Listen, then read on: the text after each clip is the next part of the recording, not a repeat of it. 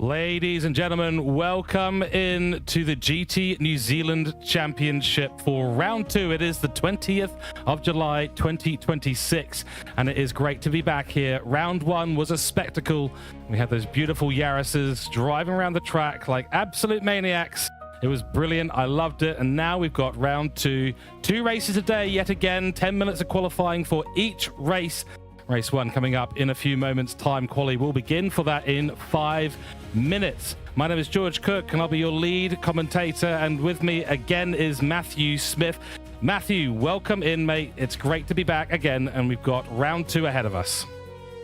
Thank you, George. Yeah, it's exciting to be here, isn't it? We've had the first round of the National Championship and it has lived up to that expectation. So round 2 tonight, hopefully, just continues that trend. Yeah, and welcome to everyone watching around the world on NZ Sim Racing TV. Great to have you in here on YouTube. And of course, a big thanks to all the sponsors involved in this event. The first place champion, the one champion, going to be going for a real-world drive thanks to Toyota GAZOO Racing New Zealand, the prize sponsor and the primary sponsor of this event, and of course supported by NZ Esports as well as the NZ Sim Racing Collective. Go and check them out on their respective websites. We have also got a hectic race moment, Matt, and it was a pretty good one because those Yaris's, it was all go.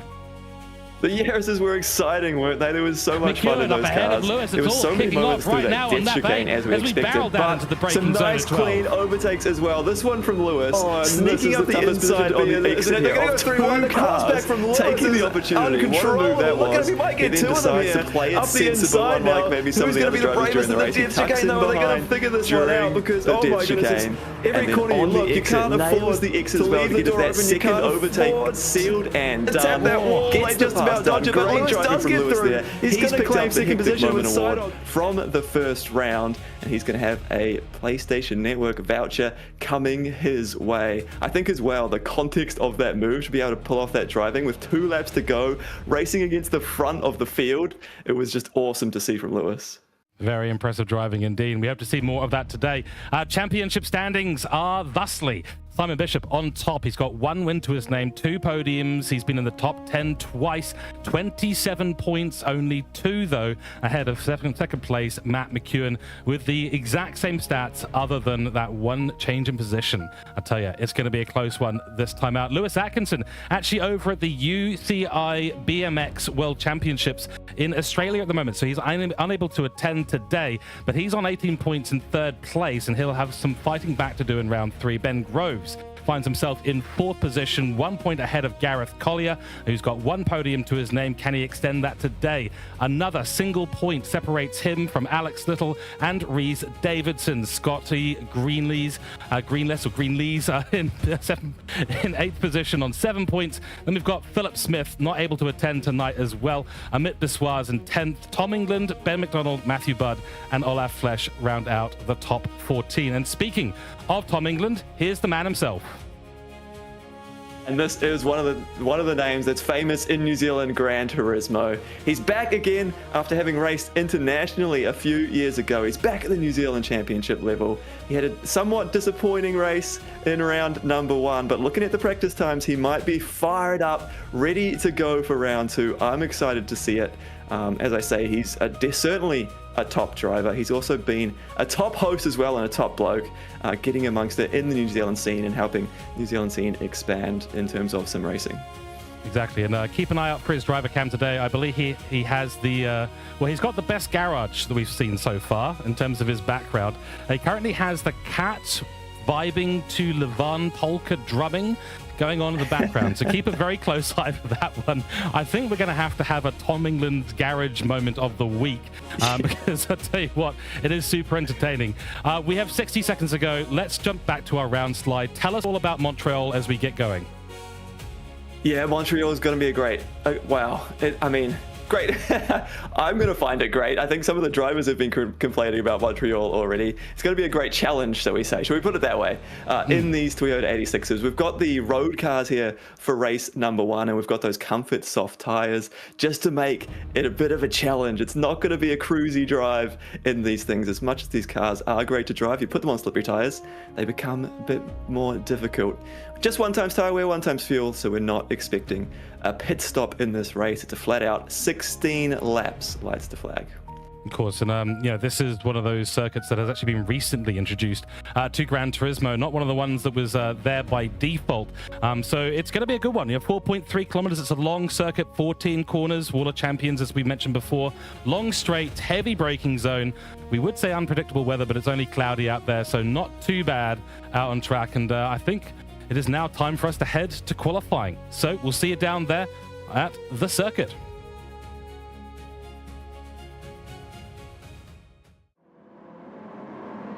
Well, ladies and gentlemen, welcome in to the Montreal Grand Prix circuit. Gilles Villeneuve, who was located in Quebec, Canada. We said before, 14 corners. But I tell you what, the top speed of these cars, not particularly good. Clan Fever going sideways. A lot of people going sideways already. It's kicking off. We're keeping an eye on the car of Simon Bishop at the moment. McEwen, the only one not out there on a lap already. Another thing to note as well, Matt, is we've turned off equal conditions modes, which means that the weather is essentially changing all the time, if only ever so slightly.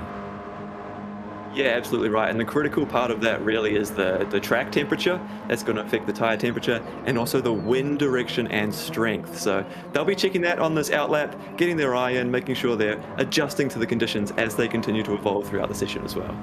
Here we go on board with Atom. So he's still on his outlap, and you can see coming down to that really tricky braking zone. This is one of the heaviest braking zones. You see the Formula One cars come down here. They take a much wider line trying to open up that exit, but you use that left runoff area, as Atom has done beautifully, up to 100 kilometers per hour now as they barrel down this long straight from turn 11, 12 into the braking zone at 13. So you see he's hugging that right-hand side. There is a small kink coming up here. That's your penalty serving line, so it's gonna hurt if you get penalties today, and we are gonna see some penalties today. I'll let Matt explain why, but that is where you're gonna serve it. It's extremely painful. Now through 13 and 14, look at how the car wants to not maintain any grip. He's gone sideways.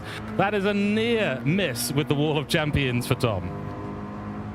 Wasn't it close? And I think that's going to be a theme, like attacking those curbs through the chicanes through there is something we're going to continue to see throughout qualifying and the race at this track. They really want to try and straighten up those chicanes as much as possible, carry the momentum through the corners. It's really key in these cars is to try and keep that momentum, which means they are going to try and straight line these corners, and that's where that penalties that you were discussing there comes into play. If you do take it too far, the game is keeping track of where you are on the track, and you see 2 tires on the track is okay, so Adam was okay through there, but if you push it too much, it will ping you with those penalties, and that could be a feature when it comes to the race time. Certainly will be. Now, of course, my most recent recollection of watching cars at this track was Formula One, not in person, unfortunately. Would love to go up to Quebec to watch them drive around a circuit like this. It is absolutely spectacular. Coming now down towards the middle part of Sector 2 into Turn 8, and Kimi Antonelli is a name that we're all now very, very familiar with in the world of motorsport. Through here, absolutely mighty. That is the corner where George Russell's car decided to end his race. Hopefully we do not see that today. Only 12 cars on the grid, missing Lewis Atkinson and Philip Smith. And we've just seen, there you go, Andrew Little has just picked up a penalty. Oh, there we go. First man to do it in qualifying. That's going to ruin his lap. He'll come around, serve that penalty. He will immediately serve that penalty. So thankfully it will just ruin the 1 lap, and he'll be able to reset and go again on the next one. Of course, we have a 10-minute qualifying session here, 3.5 minutes into it at the moment. The lap time is about 2 minutes. So there's plenty of time to get a few laps in, but every time you make a little mistake like that, you're ramping up the pressure for the next lap. There's less and less opportunity when you do something like that. And let us know in chat, how did you find round 1? We had 2 races, of course. It was a really, really good way to open up the series. Tom England takes too much curb. He's gone around, and, well, it's not the familiar part of the Wall of Champions that he's hit. He's hit the other side, which is a little bit more unusual, but that's going to be his qualifying lap, and it did look like a good one as Little picks up the top lap. Now beaten by Bishop, now beaten by Scotty Ray, and Big Head Ted with an almighty 157.8. And that is a good lap in the board. I have been looking at the mini-map as well. You can see one driver just on the complete opposite side of the track. And this is something we saw in the previous round. McEwen is leaving it till last. He's just found space out there. No distractions from any other drivers making mistakes around him. He waited an extra about a minute in the pit lane to let everyone else go ahead of him.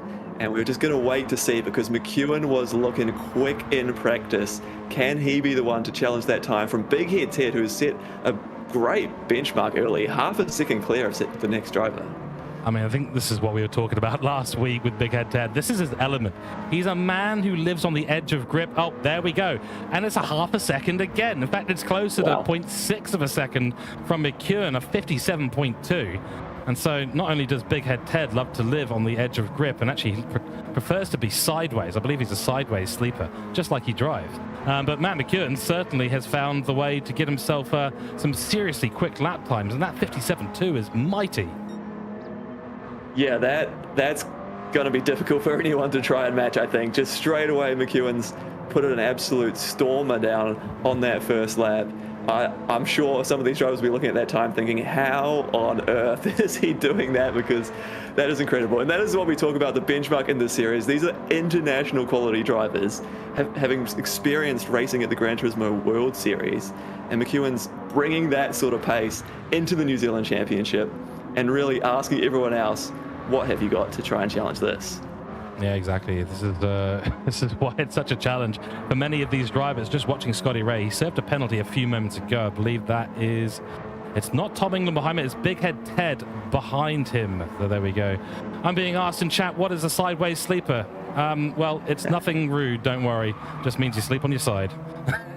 Just in case anyone's imagination is deciding to run away with them today.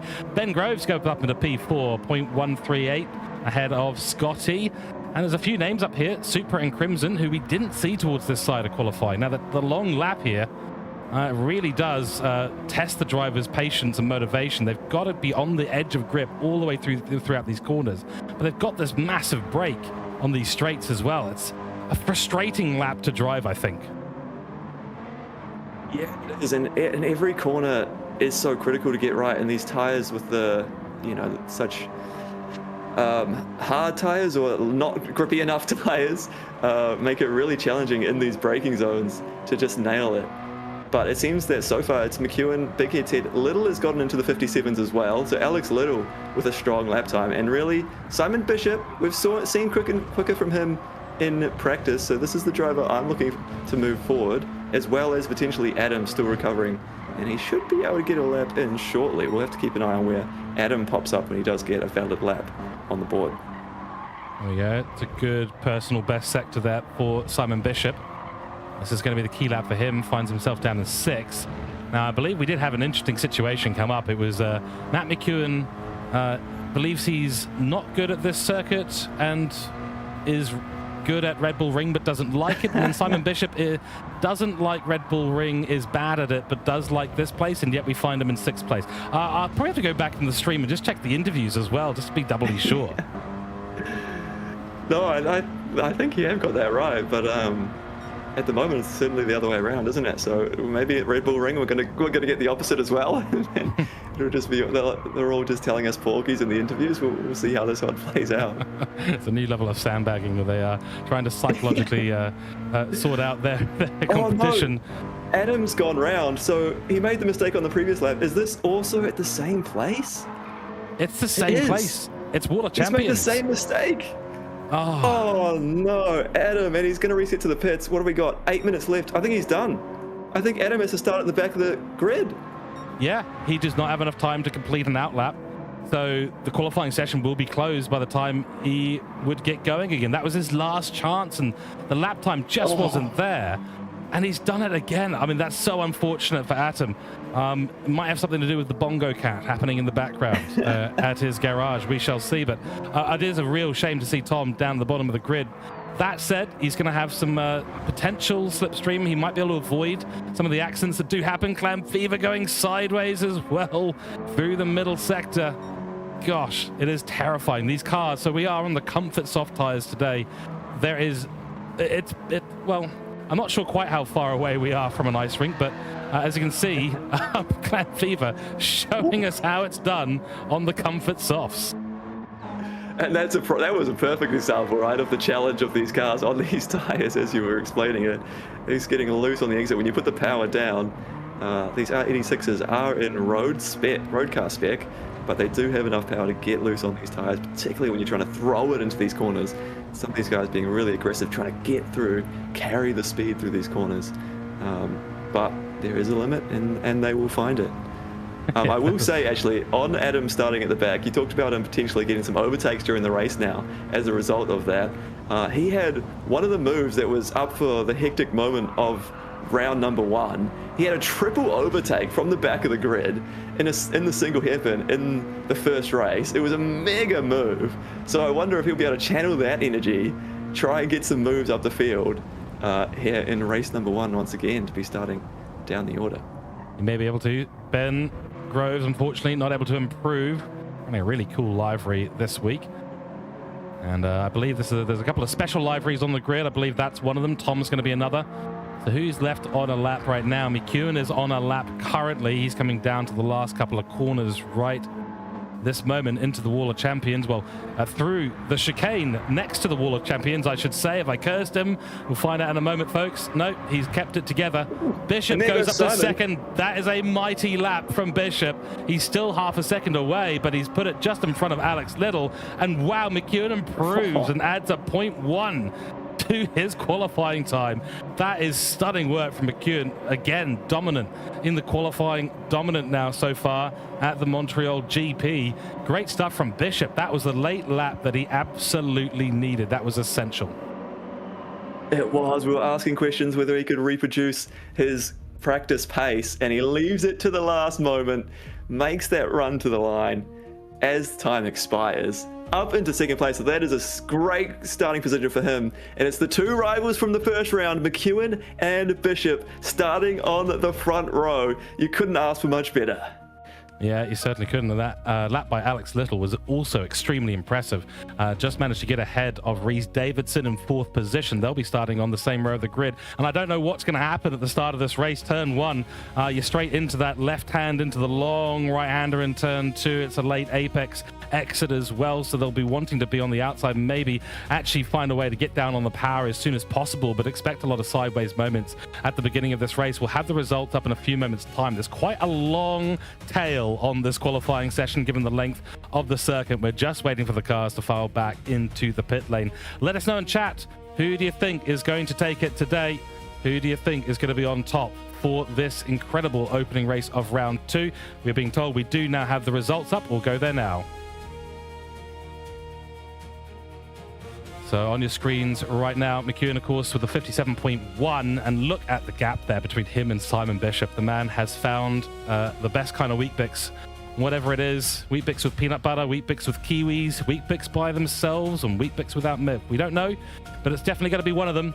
And McEwen has found that combination today, even though it's quite late today. But, you know, you can have Wheat Bix at dinner. I've seen it done before. Bishop in second place, followed by Alex Little. Then Big Head Ted will line up on the second row of the grid. Scotty Ray will be beside Sly Ben the Cat. That's Ben Groves, both hovering in that very low 158th. Gareth Collier, not the best qualifying he has had so far this championship. In P7, he'll be alongside Scar to begin this race. That's Matthew Budd looking down the grid. Supra, that's Biswaz in P9. Unusual to see him there. Then Crimson, Ben McDonald in P10, and he'll be just ahead of good old Clan Fever, Olaf Flesch, and Tom England, with no time actually set on the grid. So that is a real surprise. We are looking forward to seeing exactly what's going to happen with this round 2. Matt, give us your breakdown. Yeah, there's two stories here, I think. How big of a gap McEwen has on the rest of the field. In race 1, in the previous round, the interview afterwards, he talked about how he was expecting maybe to be able to drive away from the field. He thought he had the pace, but then the slipstream brought the other cars into play, and also that mistake he ended up making cost him there. So I wonder if he's going to think about trying to make a gap early here and try and break the slipstream. It's going to be difficult to do, but that is really the question about McEwen, because the gaps behind him between Simon, Alex Little, Reese, in 4th. They're all so close. There's like nothing between the rest of the field. It's just that big gap out to McEwen. So we'll keep an eye on whether he can pull away from the field. And then, of course, the other story being Adam at the back. Tom England making 2 mistakes at the Wall of Champions. You know, if he's got anything going for him, it is the fact that it was the Wall of Champions where he made the mistake. Could he become a last to first champion? That's what he'll be aiming for as we get ready to go racing. Here we go. 5 lights are on. False starts will be penalized. Everyone's away nicely, and round 2 begins now. 16 laps ahead of us for this Montreal GP race. McEwen pulls in. He wants to open up that first quarter entry. Bishop has a good run too. Bit of contact there. Little and Big Ed Ted getting together on that opening lap, and they've come together again as the concertina effect into turn 2. They all have to slow down once again. Happens now away. And I can see in the background there, Scotty Ray and Dive Cable going to be potentially going at it quite soon. Remember, penalties are going to play a big part in this, so making sure you're not making too many mistakes early on is going to be absolutely critical. Matt McEwen doesn't want to be making any of those mistakes. He nearly came together with the wall for a moment there. Potential opportunity in P7 for Gareth Collier, but great start from the entire field so far. A little bit of contact between Alex Little and Big Head Ted to get us started, but Big Head Ted up into 3rd. That is the big move. Yeah, Big Head Ted so strong in these road cars on these loose tires. Lost a couple of spots in that qualifying, right at the end of qualifying. Coming in strong early in this race, and we saw how aggressive he was with the overtakes last week. Is he going to reproduce this here? He's already so close. Look how tucked in behind Simon Bishop here. I'm sure Simon will be wary of what happened last week, how aggressive Ben was. Does he go defensive early? Not this time around. There he goes, though. He is going to go aggressive down the inside of the hairpin. There's contact between them. And straight away, it's come into play. That's going to open the door. McEwen is going to be loving this. He'll be pulling away ahead of them as Little's in behind now getting involved. And on the first lap, we're all go in the GT New Zealand Championship. Yeah, and looking back further, I saw 3 wide for a moment there. Clam Fever, Scar, and Atom all going for it. Atom not made a position yet. Both Clam Fever and Chrism up by 1 position in this race. Adam trying to make sure he's not going to be left behind at the back of the field. McEwen out to a 1.6 second gap now as we come through the Wall of Champions for the first time. Does everyone survive? Ben Groves up a position. He's overtaken Scotty Ray. They're coming down toward turn 1. 3 wide. Alex Little in the middle. Down the inside goes Scotty Ray. Can he get the braking? No, he can't. And it's going to be Ben Groves trying around the outside line. But Alex Little doesn't look like he has the best connection for this particular race. Ben Groves gets a little bit sideways, puts the power down, but there's a car in front of him of Alex Little. Exciting entry there, 3 wide into turn 1. Yeah, and that all kicked off from Alex having a little tap of the wall at the Wall of Champions. That slowed up his exit. All those cars in behind him closed right up, tried to make the move. It was actually a good recovery there down at turn 1 for Alex to emerge still in 4th position after all of that. But shoot, they are really going for it through that section, are they? And really flirting with disaster. Oh, and speaking of disaster, that looked like a bit of an impact for Ben Groves. No damage to the car, fortunately for him. No pit stops going to be required in the 16-lap race, as I understand it. 80 litres of fuel is the initial starting fuel, so just making the cars a little bit lighter for this, which is really helpful. Ben Groves all out of shape through that section. Will there be an opportunity? Dive Cable might be able to take opportunity that comes to him because he's overtaken Scotty Ray, and a 0.5 second penalty to Ben Groves.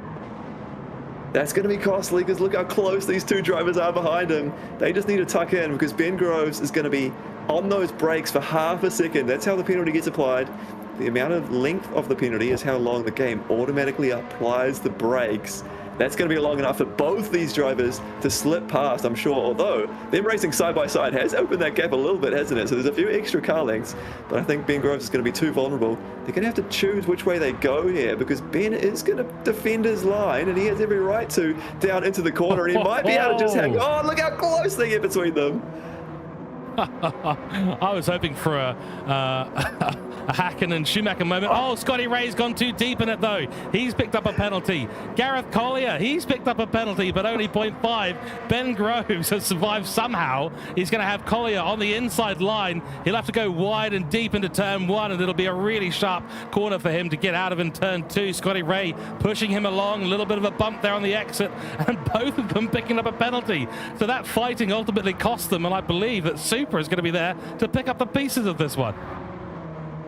Goodness me, it's so back and forth, isn't it? You can't afford to make any sort of little half mistake. You can't afford to have these moments, because with these cars so close, I mean, that's a great shot of it there. Look how close, there's nothing between them at the moment. And as they come around and do take these penalties, they're going to drop right back and give Ben Groves a little bit of a breathing room once again. But there's still a few corners to go before they get to that point. Yeah, Ben Groves, we know he's got good pace, the young man. 17 or 18 years. He's very young, that is for sure. He's a young man. He's involved in real motorsports in New Zealand and Australia. And I believe, you know, he's got an opportunity in front of him here, but you see the gap between him and fourth place now starting to grow, and it's really as a result of this battle that's been going on and the penalty that he's already served. There's not going to be a huge amount of slipstream to worry about with these cars. You can see the top three there. Alex Little putting a bit of pressure on Big Ed's head as Ben Groves goes very deep. There's a bit of contact there as Scotty Ray touches the rear quarter of Gareth Collier. They're both going to be serving penalties in a few moments' time. They've just gone through turn 10. So about midway through sector 3 between turns 12, which is this little kink to the right, and turn 13. Here it is now, the yellow on the side. So we're going to see 1 and 2. Oh, it's so awkward. Where's Supra going to end up? Well, he's coming through right now. He's going to make the most of it. He is going to get that one spot, move up into 7th, and then slam over these curbs once again. Don't go too wide on the exit. No. Oh, he has taken too much. It's Supra's turn to pick up the penalty. We talked about how the penalties would be a feature, but this particular group, I think being tucked into a car so close in front of you makes it hard to pick your line, and they're ending up just making those little mistakes, running wide, cutting these corners, and that's what's giving them the penalties. Good defense there from Biswas coming into turn 1. Gives no room for Scotty Ray to come on through, but ultimately probably not going to be too much of it once the penalty is applied, and Scotty Ray will be able to get back through. But look who's right behind them. Scar is right there. Matthew Budd, not a driver we've had on air for too long, but he is going to be right there. No penalty to his name right now. As there goes Scotty Ray. Beautiful up the inside line it is. Supra can't do anything about it at all. Tries to go defensive, but what a move from Scotty Ray up the inside line. Man, it's great to see, isn't it? There were some questions about how easy it would be to overtake here. They're definitely having to work for it, but it can be done. Love to see it. And again, here we go. An attempt around the outside. Supra not able to do it. So both Biswas and Bud in the same livery. It's the default livery we provide to the drivers if they don't have time or don't have someone who can go and make a livery for them. This wonderful TWC livery from Scotty Ray, one of the best on the grid in my humble opinion. Looking back, and it is Tom England. He's up a few positions now to P10 and trying to chase down this group. And if the penalties keep coming thick and fast like they have been, I'll tell you, Tom has got a chance to get himself a little bit further up in that top 10. Back at the top, the gap, 6 seconds. And Matthew McEwen sliding his way with a pixel or two between him and the Waller champions. He is completely in control of this race right now. He is, but I tell you what, second place has had a fight on our hands. Little has managed to get through. Big Head's head made a move on Simon Bishop, but it was a clumsy one. They sort of compromised each other in the hairpin, slowed each other down. Alex Little capitalized on that and has gotten the overtake done. Big Head's head still fighting it though, as Simon will be wanting to get through now. Yep, he's willing to be aggressive a bit more perhaps after that move from Big Head's head. He's been roughed up, maybe just serving one back there, tapping the back of Reese's car, getting him loose in return for what he received a few corners earlier. Yeah, it does smell like Simon Bishop probably served a penalty and lost those positions. So the time loss coming to the best of the drivers on the grid down the inside line. That's where we saw Scotty Ray make the move on Ben Groves. Unfortunately, someone not able to do it. And there goes Sly Ben the Cat. Ben Groves now going for the aggressive overtake. Behind them, Gareth Collier. Not able to make that happen. He actually slams into the wall. Not ideal for him, but Simon Bishop is being swallowed by the field right now. He is, and again, it was a little bit of tap in the side of the car that got him loose. He won't be happy with that. We're going to get a great close-up of, whoa, and penalty received from Ben as well. So that he's going to drop off at the end of this, but I was going to say we've got Colonel Side Dog on the side of his car. If you do spot that on some of the replays, there's a little bit of an Easter egg on the Toyota. But he's... Ooh, constantly having cars close in behind him. Little mistake there from Ben, and I think he's probably got pressure behind as well. So just juggling attack versus defense, the mindset of what are you trying to go for? He's going to serve this penalty and drop off, and maybe that's sort of the relief that Simon needs to get back in his groove and try and focus forward as well. Yep, and of course we know Simon Bishop can put in the good laps.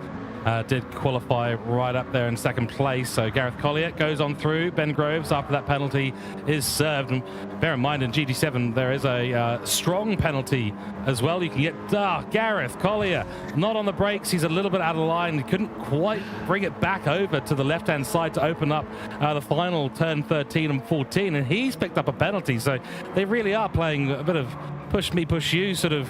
It's back and forth at the moment, isn't it?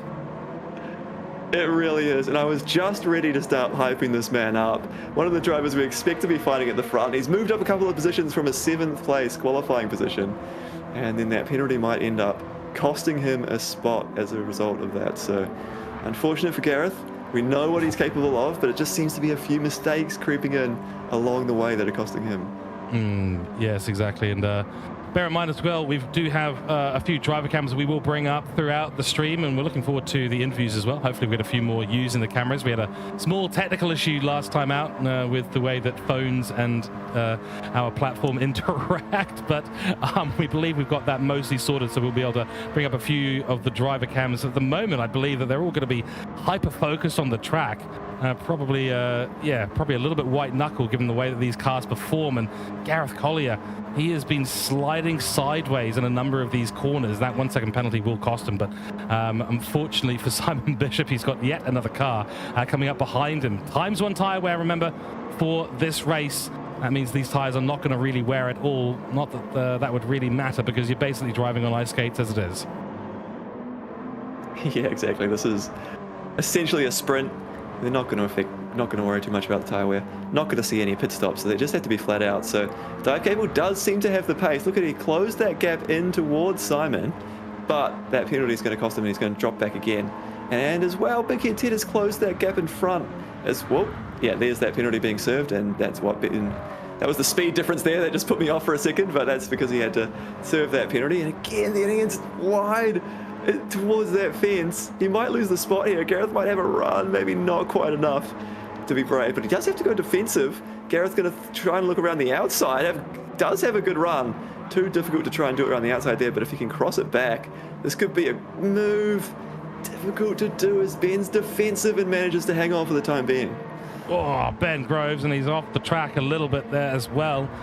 I was about to say not going to do too much for his tyre health, but actually the gravel will probably give you grip, if anything, at this point. I mean, we can't emphasize enough that these drivers are literally on the edge of grip every time they turn the steering wheel. These cars are not compliant at all on the comfort softs. If they were on racing soft tyres, it would be quite the different race, but I think well pointed out there, we've got Andrew Little still sitting in second place, 8 seconds the gap out to McEwen. This gives McEwen a really good lead in the championship standings. He's only 2 ahead of Simon Bishop at the moment in the championship standings. After this race, it will be a relatively larger amount, probably upwards of 8 or 9. Big Ed Ted coming through, not sideways this time, fortunately for him. I think he's realizing that holding on to a 3rd place here would be pretty good, and if he really gets his head down, gets some good laps in there, he'll find himself quickly being in a position to overtake Alex Little once again. I mean, that 59.1, pretty decent. But if you compare that to Matt McEwen, 157.6, so he's only about half a second away from his best qualifying time. His fastest lap of the race is as fast as the others went in qualifying. Yeah, I mean, McEwen's just in another world, isn't he? It's incredible to witness it. And it's also incredible how close the sort of next 6 cars are.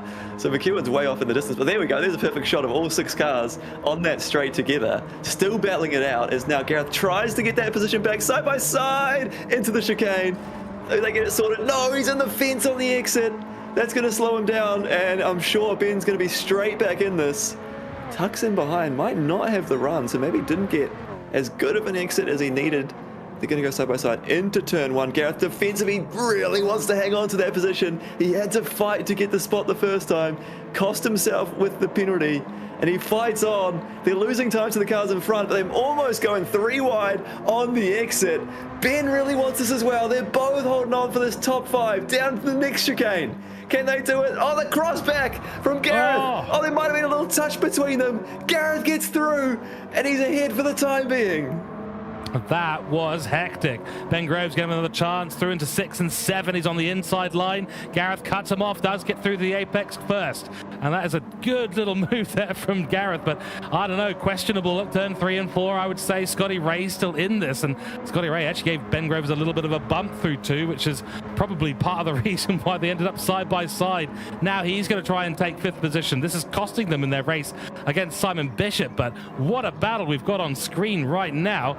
Ben Groves going slightly sideways there. Hopefully that's not a penalty. Boy, oh boy, it is so close the way these drivers are putting it on these apexes. And there we go. There is a picture now live of Ben Groves, who is going to be white knuckle on that steering wheel, holding on for dear life as the comfort softs complain underneath him.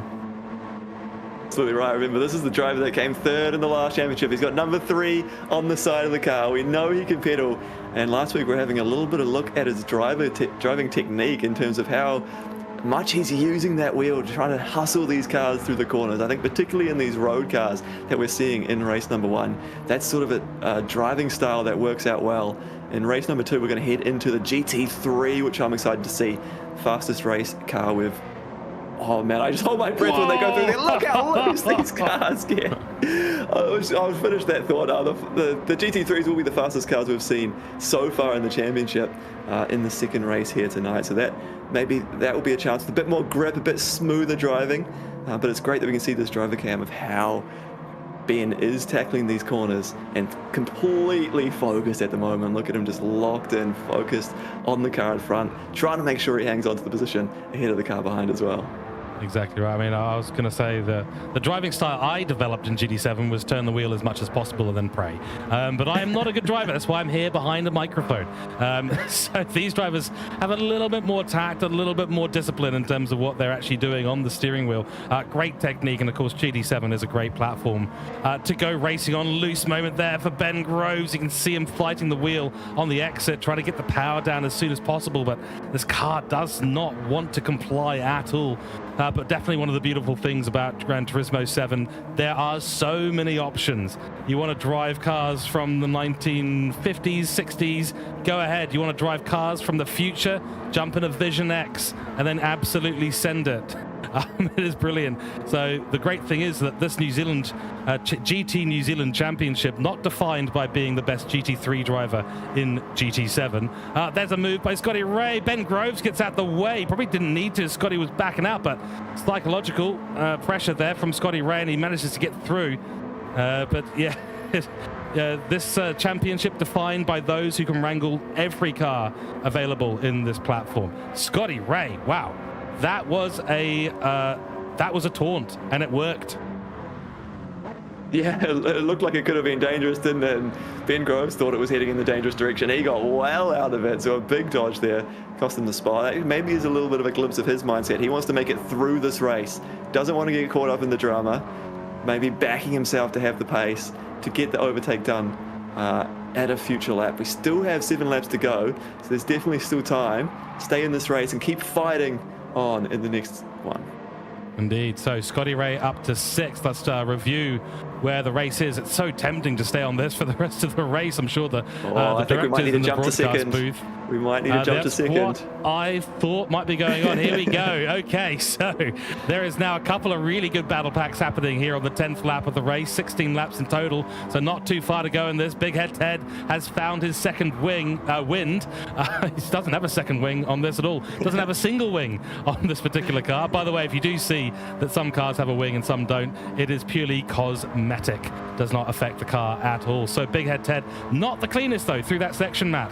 No, just as I was saying we need to go and have a look, we jump on and have a look at Big Head Ted, and he makes a little mistake and loses a few car lengths, and that sort of takes the sting out of that battle for the time being, and in fact somewhat brings Bishop back into it. So he's still a part of this. He's lurking there. He hasn't caught up maybe as quickly as I hoped. I hoped for the sake of the racing he was going to catch up quickly and get back in this fight. But the two in front, I'm sure, would have been hoping for different things. But yeah, he's still lurking. Oh, very close closing up on this lap. So definitely an opportunity for Simon to get back in this fight after, getting shuffled down early on. I think there we go. We've got a commentator's curse from Matt and also a Freudian slip. He's clearly a big head Ted fan. Loves what Rhys Davidson does out on track. he's a good guy. I do recall a couple of years ago doing an interview with him, and he had this amazing persona that he put on for it. It was just one of the best interviews I've ever done. It was absolutely brilliant. There we go, sideways again through the wall of champions and onto the 11th lap of this race. McEwen out front in first position. Fastest lap to his name, 58.0 that last lap. Big Ed Ted, it was a 58.4. And Bishop back here, 58.8. So he is catching these two, and the more that they battle, the more it brings them in. You can see the battle we were on board with just before, sort of playing out just behind us as they go through turn 2. Now for, I believe, the 6th last time of this first race. Originally, it was a 22-lap race with these cars. Big moment for Big Ed Ted, but he's a man who's comfortable on the outside of grip, and he was certainly outside the grip levels there. Oh my goodness, I'm losing my breath watching this race because there's so many moments that I just catches in my throat seeing these cars lose it sideways.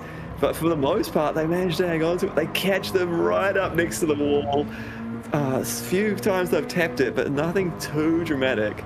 Particularly Big Ed Ted is always sliding around, but always hanging onto it and catching it and carrying the speed as well, which is so impressive. It's one thing to have these moments. I know if I was sliding around there, I'd be, losing seconds per lap. But look at him, he's completely different racing line to Simon Bishop through there, but not compromised. Still gets the exit speed. He's driving it like a rally car. He's oversteering it and then allowing the car's momentum. So he's got this precision that he's sort of, I don't know if he's trained for it or if that's just something natural about his driving style or if he's more familiar with it, but he's oversteering the car like a rallycross car or even a rally car, and then allowing the car's momentum to essentially guide him through the corners. I mean, it's a great technique to watch. It's extremely useful in these sorts of races, but once we get to the high downforce GT3s, it won't be quite as useful for him to do that unless he ends up sideways in a collision with another car. So keep that in mind. This is the roller coaster that is Rhys Davidson's driving style that is so impressive and yet sometimes can maybe not be as effective as he wants it to be. One more lap down. We're on lap 12 now in this race. And of course, Alex Little, I keep calling him Andrew Little, my apologies. That is a very, very different person. We do not have a former political leader and mayor of Wellington in here racing, although that'd be quite impressive if it was. Alex Little himself still holding on. He's actually been setting some really good lap times. It's so consistent. Look at on the right-hand side there.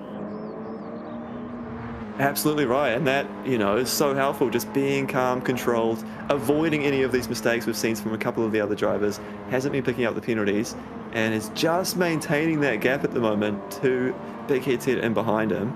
That's what he needs to do, carry on, make it difficult for Big Ed Ted, make him work for it, and try and get this overtake. If he can keep it smooth, keep it consistent, then Big Ed Ted is going to have to not just be a few tenths faster, he's going to have to be a lot faster in order to force an overtake to get through.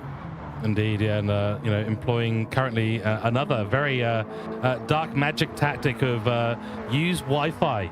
A very low-grade 2.4 gigahertz Wi-Fi, or just slightly unplug your Ethernet cable and just limit your bandwidth a little bit. No, I am joking, of course, ladies and gentlemen. That is not a tactic. Sometimes the connection is just not absolutely perfect and won't be affecting the drivers too much. They will be relatively familiar with it. Here in the GT7 lobbies, behind them I can see Scotty Ray up into 6th position with Gareth Collier now up into 5th. That battle pack has sort of spread out a little bit with Ben Groves falling back somewhat. Looking further around the field, we've got Supra. That, of course, is Biswas sitting in P8. He's got a decent gap ahead of him to Ben Groves, but a bigger gap behind him to Clan Fever. These guys have actually been locked in a battle all race as well. Clan Fever managing to hold on to P9, started in P11, I believe. And, of course, Atom started in last place after not being able to complete a qualifying lap. What could have been for Tom England today? We saw his pace, of course, in qualifying was pretty decent, to be honest. In practice, it was very, very decent. Another scrape with the barrier there. You can see in the background the bongo drums with the cap vibing all going on, and a penalty to his name. Oh, dear me. I apologize to whatever car we go next. I apologize to whatever car we go to next, because it seems like we have bring in a curse. As soon as we jump to them, they make a mistake and cost them time. 1 second penalty for going off the track there for Tom England. He's got the right vibes in the garage there, but at the moment I think, you know, sitting in that driver's seat, there's a little bit of frustration maybe creeping in. They're sitting in 10th and picking up a penalty along the way. Certainly, of course, you've got to remember that Tom England has been away. He's been raising a young family. He's been working as a mechanic, which he got qualified for a couple of years ago, and he's a man on a mission in his personal life at the moment. So he had to take a step away from international level GT7 competition. We know he's got the raw talent. I still can't beat him on track. He could be 10 years out of practice, and I could be practicing every day, and he has enough raw talent to beat me on track anytime. He's beat me on track in a GT7 ambulance as well. So any car, anytime, any place, he's a man on a mission. And look how he's caught up to Olaf Clash here. This is going to be a close one. Absolutely right. I think it's a credit to the strength of the whole grid, right? That it makes it look like he's, you know, down in 10th. It doesn't look that strong, but really it's because the competition is so strong. When you're a man that can pull off moves like this, and he gets this one stopped down the inside at the hairpin, late on the brakes, goes deep and just about manages to cut across and take the spot up into 9th. And unfortunately for him, though, I think that 1 second penalty is going to undo that, and he might end up losing 2 by the end of the straight. Yeah, unfortunately the cars are pretty close. So Scar, of course, right behind them. Matthew Budd, we saw him a little bit further up beforehand. Whoa, Olaf decides, you know what? I'll trust the GT7 engine on this one. It'll ghost the car beautifully. I'll get a little wisp of slipstream. But they're back into a fight. It's still a three-way battle. So this is absolutely epic from all the drivers here, and hats off to them. Even down at this point of the grid, the quality of the drivers we've got in this Division 1 category is absolutely brilliant, and I love watching every single one of them race. We are now on lap 14, so 3 to go in this race. Sideways for Scar. Matthew Budd looking all sorts of out of shape, and the 22 car of Tom England going to be trying to attack again. He'll have another opportunity going into 5 and 6. That was a heck of a moment. I'm amazed. Again, they're sliding these cars and hanging on to it. Scar with that moment didn't lose the spot somehow. Again, he steps it out wide. Whoa. This might be the time where he loses it. Yes, he does. Tom had to react quickly, darts around. Oh my God, look at Scar still loose, even through the kink. He's really having fun in that thing, just throwing it through the corners. Yeah, there we go. Comfort softs. Comfortable. Somewhat. Fun? Yes. Uncomfortable? Yes. Great for these cars? Probably. We'll tell you after the race. Either way, what a battle we've got going around the grid. Let's check in on the other battles, and looks like Gareth Collier picked up another penalty, but that'll bring him only just back in range with Scotty Ray going through 10 and 11 down at the back of Gilles Villeneuve course here at Montreal GP, round 2, race 1 here at the GT New Zealand Championship, where the drivers are competing for a real-world drive provided by Toyota GAZOO Racing New Zealand, sponsored, of course, by NZ Esports and supported by the New Zealand Sim Racing Collective, NZ Sim Racing TV, Hectic Motorsports, TrackSpotTV, and Hooncorp E-Sports. And the second race, I'm very much looking forward to it with the GT3 cars. I know that these guys are quick in pretty much anything that they drive. They're going to be super quick in the GT3 cars. We've got the Lexus all ready for them to jump into in probably, well, we'll look at 10-15 minutes time. We'll get through our results, and we'll go on a short break between the two races as we get things reset. Penultimate lap of the race, and here we go. Dive cable looking a little bit unstable. He has served that penalties, brought Scotty Ray back into the fray. Ben Groves, unfortunately, now 2 seconds behind, so he's made a few too many mistakes in this one. Back up at the top, though. Here we go. Big Head Ted has closed that gap, and again he's got into the wall. Issue, or has he just tapped the wall himself? He's tapped the wall there. Yeah, he was going for the outside into the inside, into the braking zone, but he's completely overcooked that one. Making a mistake there. He's going to have to settle down and try and find this opportunity. He's got away with it, though, I have to say. He hasn't lost too much time. Maybe a car length there, which he's able to recover. He's looking super strong at this point in the race. Good exit through there. He used so much curb. He sort of went over that sausage curve, but 2 wheels over the other side of it, so the sausage curve went right under the middle of the car, carried so much momentum through that particular chicane. Now Little's starting to have to go defensive, and that might be the first time we've seen Little have to go defensive into the hairpin. The crossback from Ted doesn't quite get the exit. The car slides on the exit as he tries to get the power down. Tucks back into the slipstream. Simon's lurking there as well and has a slow exit, cost Ted. Simon's going to have the run down the straight. Is he going to move up into 3rd position? Is he going to maybe think about bump drafting and will try and go for 2nd? There's only 1 lap left to go at the end of this one, and it's going to be all on for 2nd place. Wow, we have seen it before and we will see it again. 3rd place in a battle can sometimes be the best position to be in. Once those two go side by side or make contact, you're going to be in the box seat, and that was a bump draft indeed from Simon Bishop, and now he's lining up the inside line into turn 1. Final lap of the race. Matt McEwen still leads us out front by a huge margin, but here we go, the inside line sideways for Ted yet again. The outside line, he wants to cut back to Simon Bishop. He can't do it this time, and so Ted and Bishop costing them a chance at 2nd place, and it was Big Head Ted's ability to be on the throttle really easily and have the car sideways comfortably that was really pulling him closer to Alex Little. Now unfortunately he's fallen right off the back, and 2nd place looking too far away on the final lap of this race. Alex Little may be in for his best result of the GTNZC so far, but can Bishop get up onto the podium and eject Rhys Davidson? We'll find out in not too many corners time. And they're both out sideways, pushing, trying to get it done on this final lap.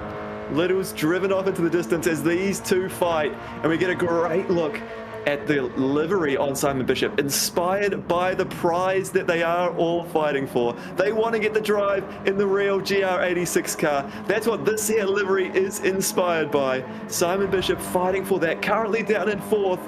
4th is not really going to be a great result when you're trying to go for the win. It's 1st place that matters. Matthew McEwen has that just about sewn up, but could there be a late little move? The exit here will be the last chance as they head down into the final chicane, and it looks like Big Head Ted might have done enough to hang on ahead of Simon Bishop.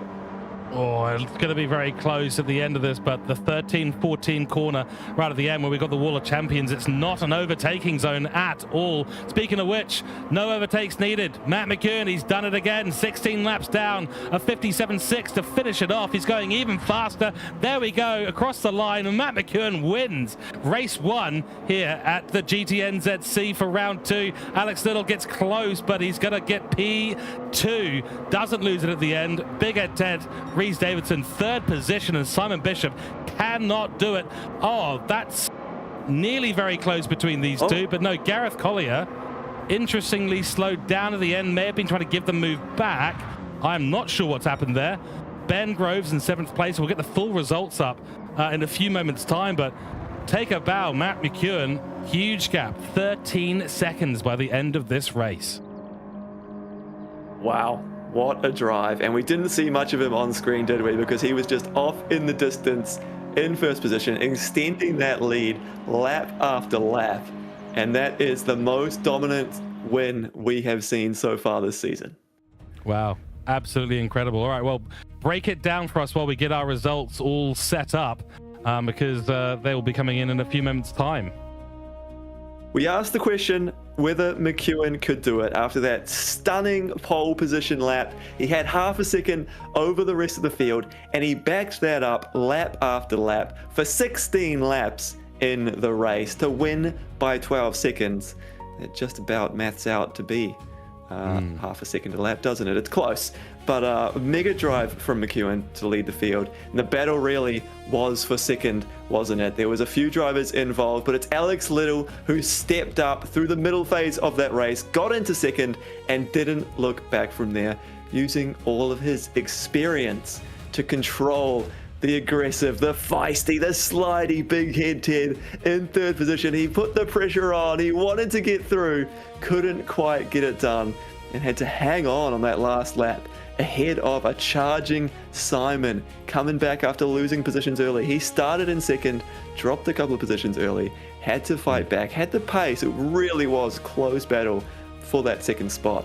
But in the end, he crosses the line in 4th and loses a few points to his championship rival, McEwen. I think that's going to be the big news here. So McEwen's going to extend his lead in this one. 5th place to Dive Cable with Scotty Ray. The beautiful battle between 5th, 6th, and 7th. Ben Groves picking up a penalty at the end of the race with Super in P8. Clan Fever able to pick up P9. Scar in P10. Atom lost a position at the end there, unfortunately, with Crimson at the back of the field. Yeah, we do note the latency involved. We will get some judgment from our admins at some point on that. We'll be going to a break in a few moments' time. Remember, what we've got coming up is absolutely epic. We've got the GT3 cars coming to you very, very soon. So keep that in mind. We're going to go to the right screen. Here we go. This is the right screen here. The Lexus RCF GT3 cars at Red Bull Ring. 28 laps and an open strategy. 4 times tire wear and 3 times fuel. We're going to take a short break, ladies and gentlemen, and we'll be back with you in a few minutes' time.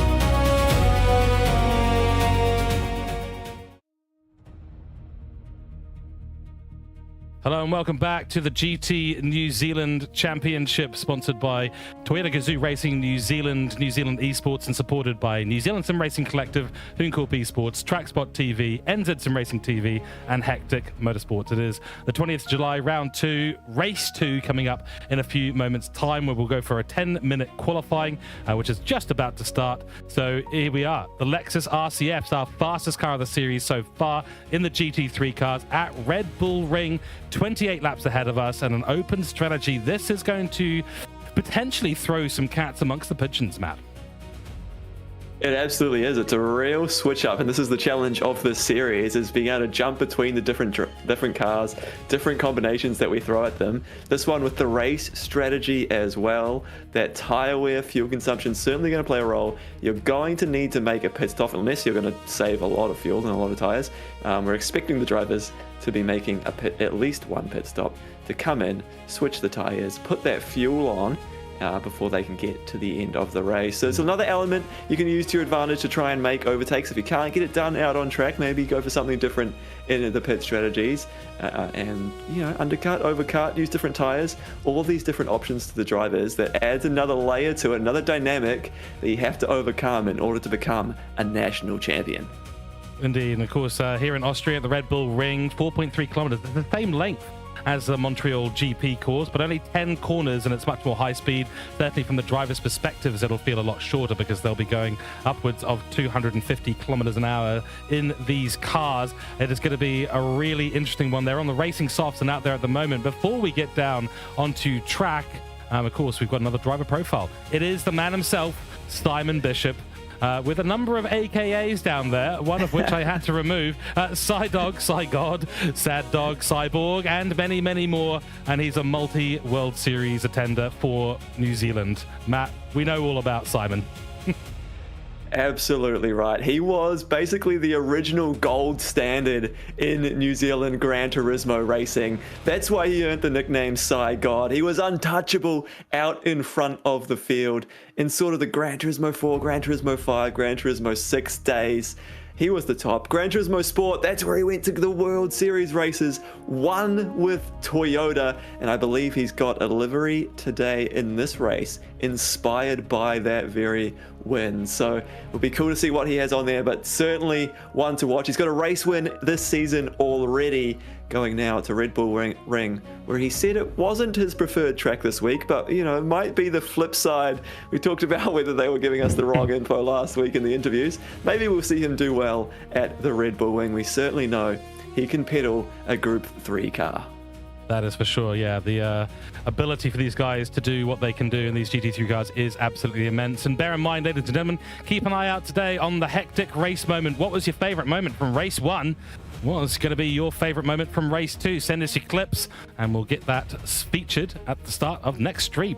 Let's go out on track. Qualifying is underway.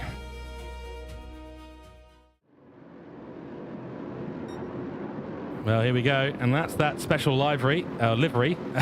I've been chewed out about this so many times. I tell you what, I can't pronounce it correctly. Okay, let's just all accept that and let's not mention it ever again.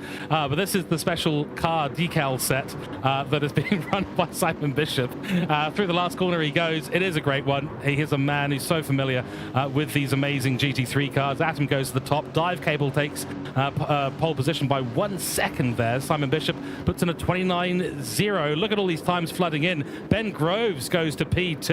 And this is the incredible thing with GT7, there's so much technical skill involved in knowing which cars will do what things on track and with what circuit combinations. Now this is so much more standard. This is so much closer to what we'd see in the daily races, in league racing. People love to drive these GT3 cars. They're so much fun. We've got high downforce, we've got high grip with the racing soft tires. This is familiar territory.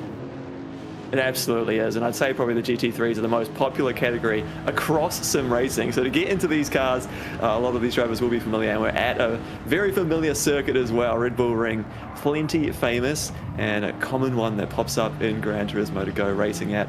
So we're on board with Simon Bishop, getting a look at how he tackles this track. As McEwen, once again, last to go out on circuit, but sets the fastest time. And once again, he's blown away the rest of the field. Look at that, 8th, 10th down to 2nd place. Simon there, improving through that sector. So we could see a few drivers improving, going faster, but McEwen set the benchmark early. Wow. 0.3 up on his time is Simon Bishop through turn 9. Tricky area, don't run too wide, and then you want to be on the brakes ever so briefly to give yourself that turn and really oversteer the car into turn 10, throw it in and back on the power as soon as you possibly can. There's the timing line. It's good enough for P3, still half a second away from the top spot, but he's closed massively in on dive cable. Good lap there for Simon Bishop.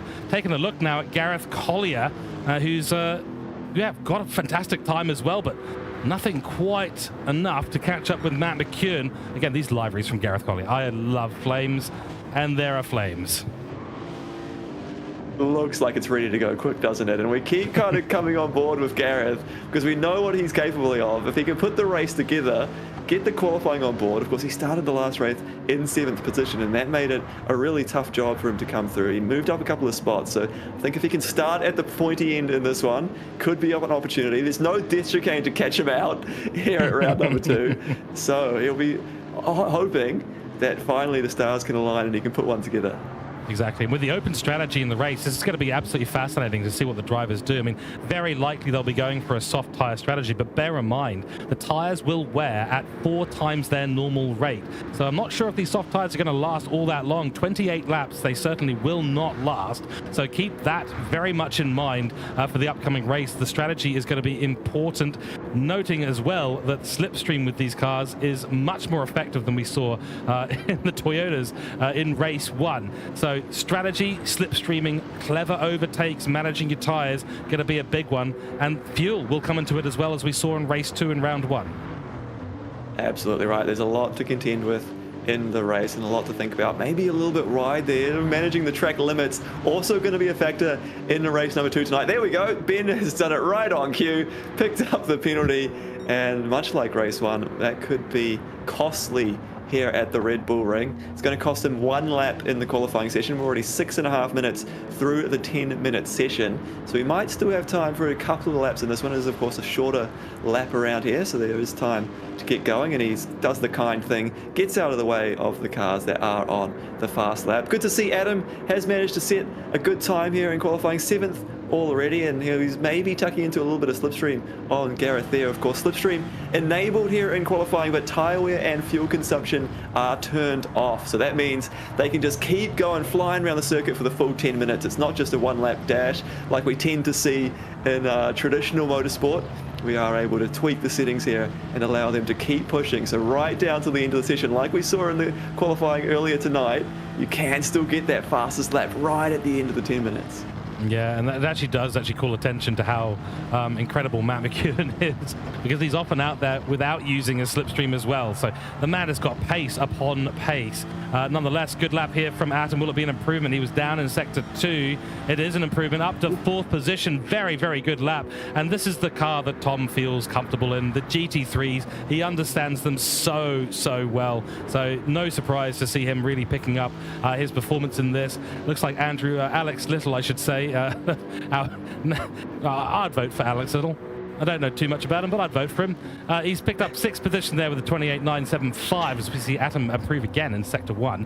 Big Ed Ted just behind him. We'll just note as well, we did see a bit of latency from Alex Little. That has been noted with the league admins. Of course, the latency will have an impact on the ability to drive around the car. So we have noted that with the league admins. So fear not, that is going to be looked at. And we've been told that there has been some improvement to his connection in this lobby. Down in P8, there's Scar in a beautiful blue Lexus. And it's one of the great features of Gran Turismo and of sim racing as well, right, is that we can put on these different liveries, and all these drivers have gone out there and put them together. You can see the series sponsors on the side of the cars as well. Beautiful to see it, and beautiful to be able to pick out your favorite driver based on the colors that we do see flashing across the screen, and all the great angles that Gran Turismo gives us as well of these cars. There's the red version from Supra running around in 11th at the moment, but improving on his time and hopefully he will have enough time. There's only 1 minute left to go in this session, so they might get around one, and those drivers who are just starting their lap might be able to close out another one. But certainly getting towards the pointy end now, you want to get the full risk, full commitment laps on the board at this point. If you've already got someone like Dive Cable, you've got your banker lap. Now's your chance to really send it. Take some risk. Try and find that little bit of extra speed you need to push ahead, because he'll know that the drivers behind him will be capable of improving by a couple of tenths as well. Oh, and there's the mistake. He took too much risk. It has not paid off on this lap for Dive Cable. No, it certainly hasn't. Ben Groves coming through as well with his lap. Can he improve from 6? He's got Scotty Ray in the slipstream. Big Head Ted right behind them as well. I think that's Alex Little pretty close too. So Scotty Ray finds himself up in 5th position. So that last lap of his was absolutely brilliant. But look at the pressure he's putting on this other Hooncorp car here. Is that Atom? No, it's not. Is it Ben Groves? I'm not sure who he's doing that to, but that person is incredibly uncomfortable. Yes, it is Ben Groves, and maybe he'll be getting a little bit of a bump draft, so sometimes it can be advantageous, but at this stage, not so much. And shame, unfortunately, for Gareth Collier. He'll have to deal with where he's at right now. Will he be safe is the question. Simon Bishop coming through the S's now, through 7 and 8. Potential penalty area through that exit. You can see they take a lot of curb. Alex Little takes way too much curb. A little hard to tell sometimes with his connection. Ben Groves is in the pits. That's it. Looks like there's not going to be a lap from Simon Bishop either. He's not got enough on the Delta, and that's going to be it. He's going to come in across the line. Adam, can he improve? No, unfortunately he cannot. So that's the top 4 all looking set and done. McEwen has a penalty on his final lap. He doesn't need the improvement, fortunately, though. Across the line, Scotty Ray, no improvement there. Alex Little picks up a penalty as well, invalid lap. So they're all pushing to the absolute nth degree at the moment. Big Ed Ted, unfortunately, not able to find another time. P8 for him. And then Scar also with a penalty. So this is so smelling of turn 9. They all run wide, trying to carry the speed through turn 9 to the exit, and they're not able to do it.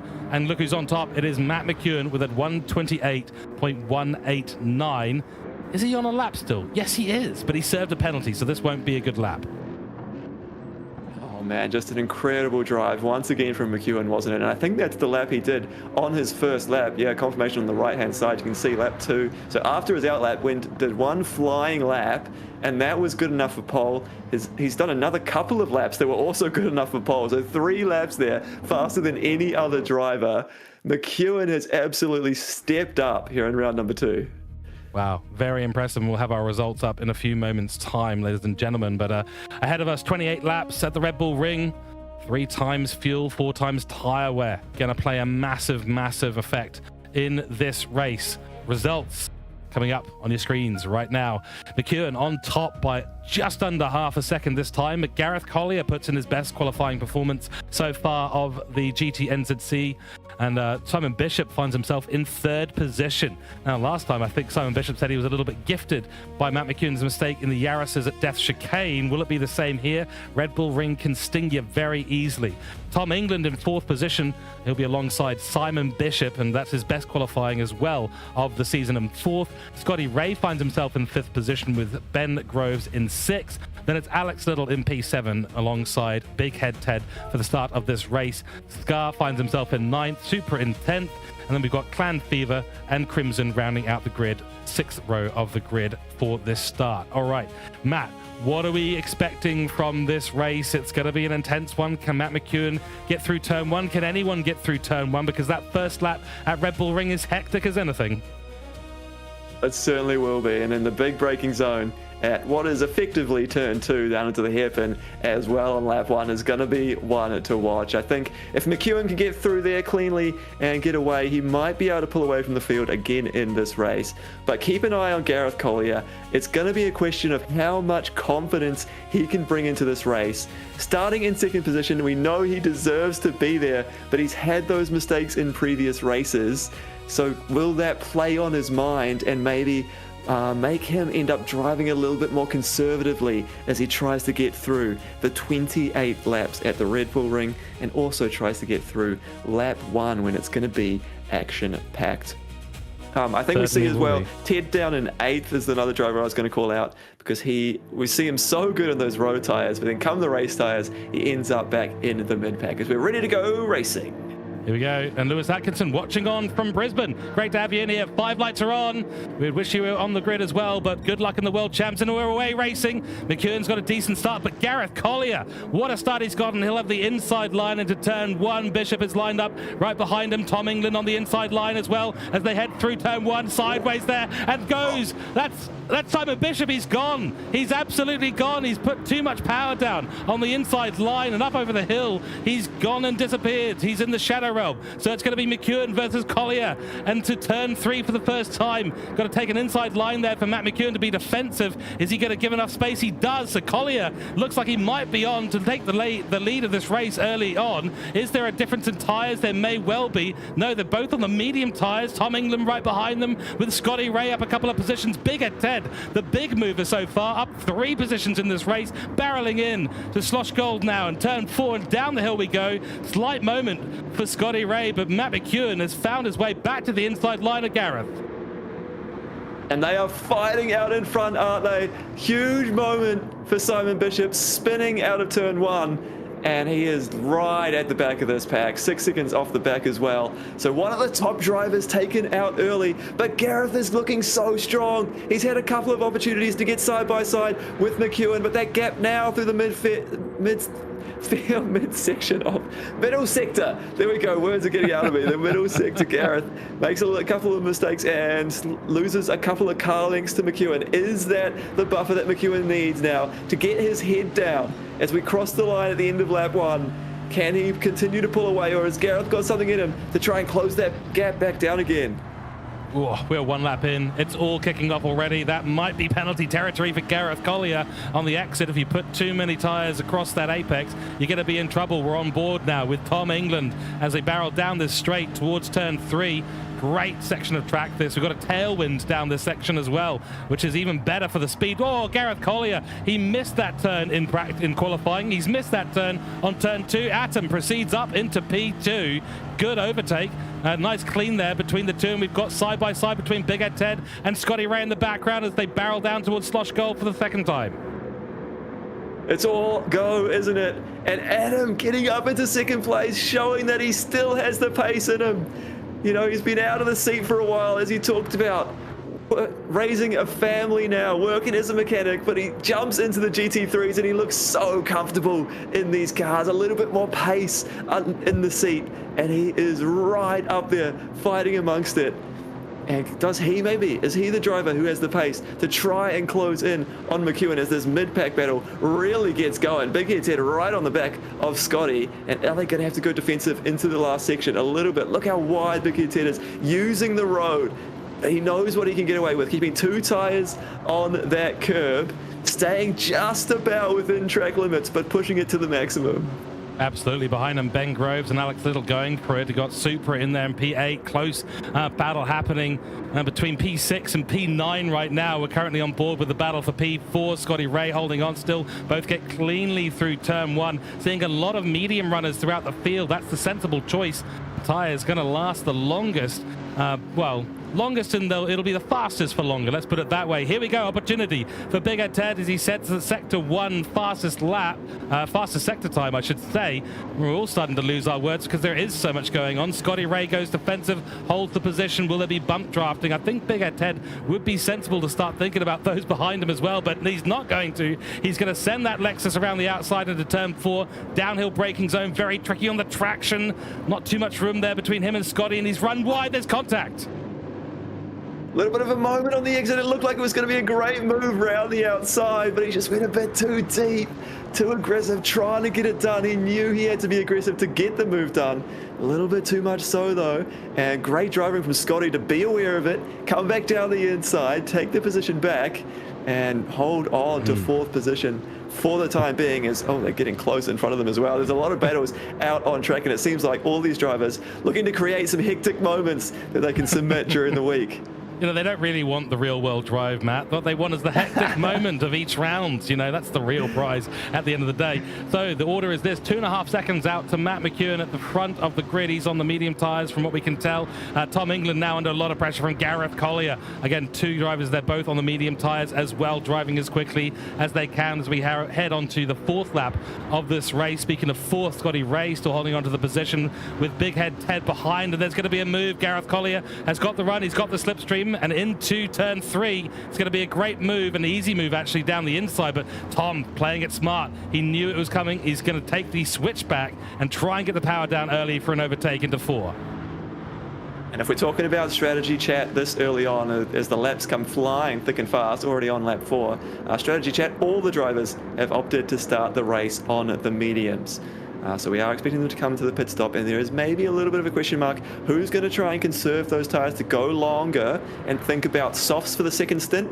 Or another strategy option that we're expecting we might see is just go more aggressive and take an even pit stop around the middle of the race and go back onto the medium tires. Whoa, so that is a push. That is a push by Big Ed Ted. He was right on the back of Ben Groves and didn't want to take his foot off the accelerator at all, and literally pushed him through the corner onto the gravel. So Ben Groves found himself out on the gravel. Not ideal for the tyre life at all. Into 9, back into single file for this part of the track. And we've got Alex Little there still having a few connection issues, unfortunately, in this race. Oh, they fly through this section so quickly. 170 plus kilometers an hour. And that's too wide for Ben Groves. It's cost him hugely. And while they're still so close at this early phase of the race, any little penalty will cost you track position to these drivers around you. I mean, you're this close. Look at that. They might get 2 drivers coming past him when he does eventually get to that penalty line and have to serve the penalty, because he's well, you couldn't be much closer. I mean, look at Big Head Ted. He's possibly going to go past before we even get to the penalty line. Or round the outside is the defensive option for Ben Groves. Does manage to achieve it nicely, but keep an eye for Alex Little. He's right in there. Clam Fever wants to go as well. The penalty serving line down between turn 8 and turn 9 after the S's, so still some time to go before Ben has to serve that. And oh, that is Clam Fever on the outside of Andrew Little. Little bit of contact between the 2 of them, and that's going to cost Clam Fever actually. He's going to bring Super, I believe, into the back of that. There's a battle as well for P12, 11 and 10 going on in the background, so it's really all happening all over the field. Big Ed Ted not so great through turn 4, 5 and 6. I tell you what, he is going to be waiting, I think, and just lurking. Wait for that penalty to be served by Sly Ben the Cat. It's only a half-second penalty, but you're off the throttle for a second here, and it may cost you, although I think it'd be side-by-side. Oh, it's going to be close, and side-by-side through 9. Be careful, lads. Defensive on the inside from Ben. Can he just about hang on? No, he can't, but there's wide from Big Ed Ted, and that might cost him. Is that going to be? It is a penalty. So just as he manages to get through, he gets one himself, and this battle pack is going to continue on for another couple of laps here, because Big Ed Ted is going to have to serve that penalty next time around, and there continues to be nothing between them. There's a spin. Little's gone round. Little's gone round. Turn 1 claims another victim. It was Simon Bishop first. Now it's Alex Little, and I think Simon Bishop is actually climbing through the field, but we may be able to get a replay of that, whether there was contact or not. But it's so easy to spin up the tires and get yourself loose as you come over the crest of turn 1, and you find yourself suddenly losing that rear end traction, and around you go. Nothing you can do about it. But Big Head Ted, he hasn't built enough of a gap to avoid what's coming to him in a few quarters time. So this mid-pack battle for 5th position has been absolutely spectacular. Scotty Ray still up in 4th position. Is he closing in on Atom? He is, and Gareth has started to extend the gap as well. And oh boy, this makes me very excited to see what's going to happen once these guys start getting onto alternative strategies. Goodness me, who even needs a strategy race, really? When we're on all on the same tyres and we're producing this much of a show. It's all go, isn't it? We've been non-stop since the start of the race. An update as well on Simon Bishop. He was 6 seconds off the back of the pack after that spin. He's now managed to close in and get a couple of overtakes along the way. Of course, he picked up a spot when Little just spun there as well. So Simon up into 9th place already, and a recovery drive that will see him pick up some points, some decent points at this rate if he continues on. He's actually on board with Clam Fever now as we head past the start-finish line into the braking zone. hit the brakes hard at the 100-meter board, get it turned in, avoid that yellow inside curve, avoid the yellow curve on the outside exit, and be very careful with how you apply the throttle. This is not the place to be abusing your throttle pedal. Most of these drivers, of course, will be running with TC0. That is TC essentially off, Big Head Ted ahead. We're getting a prime view of this one, as is Clam Fever, as Ben Groves and Rhys Davidson go side by side again. Big Head Ted, Rhys Davidson has come out on top for that one. And here we go, we've got a view of Olaf Flesch as well. Great to see him out here. He's got his advertising up. Smart move, smart man. That's another reason to have a driver cam. Absolutely right. Pandemonium on the side there for Zandau Games. He's actually racing, representing Zandau Games as his team here in this competition. And it's really cool that we've got Pandemonium and Olaf coming in to support the series. They're actually, that Pandemonium is a card game that Zandau has developed, and it's just recently been produced, and they're offering up as a bit of a giveaway, one copy of that card game as a random draw to a driver who completes every single race this season across any of the divisions. So a little bit of a motivation to keep coming back, keep getting involved in this series, and it's cool that they're able to jump in and offer that as well. Exactly right, and this is yeah, the only place you can come to race against an all New Zealand field, and the best that our country has to offer on this platform. Ahead, all these guys are going for it. Wow, absolutely excellent. And they nearly come together again. Big Ed Ted survives yet again. Will Ben Groves be able to get him down into turn 3? We shall see. And we will get some more driver cams up a little bit later on as we refocus ourselves on the rest of the field. Big Head Ted going defensive. Ben Groves, wow, gets all out of shape. Not expecting Big Head Ted to be that slow at that point of the corner, and then finds himself managing to recover beautifully though. Race update from the top of the field. I'm not sure anyone would have guessed this one, but Matt McEwen is still in the lead of this race and with the fastest lap as well. Take a look at how well this man drives. It is as simple as that. If we have a driver cam, we can bring it up now. I think he deserves a little bit of camera time, does Matt McEwen. He'll certainly be getting some interview time today, assuming everything continues to go the way it is for the next 20 laps or so. Yeah, and just to call out McEwen a little bit, he did have the driver cam pre-race, and we've lost it now during the races, so we won't be able to get a look at McEwen, but he won't be thinking about the driver cam. That's why he wouldn't have done it between races. He's focused, he's so locked in. Look at the times he's producing, 5 seconds clear the rest of the field. He is absolutely dominating and putting on a real clinic in tonight's races. Exactly. His nearest competitor, Simon Bishop, who had that unfortunate spin at turn 1, has found himself now dropping to P9 as Mr. Bissois comes on through and makes an overtake. And oh, it's wide again for Simon Bishop. I wonder if he's got a little bit of PTSD there in turn 1. Just doesn't want to overcook the throttle now. But I think as he hasn't adjusted his strategy, he's still on the medium tires. No one's come in for a pit stop just yet. And I think we're hovering around 50% fuel for most of the drivers at this point. Yeah, it is looking that way. And Simon as well. He did catch up to Supra just a lap before, but he did also pick up a half-second penalty. So all these drivers pushing a lot of penalties already, as we're only 9 laps into this race. And that one has cost him. So he's going to have to make the overtake a second time now as he closes in on the back of P8.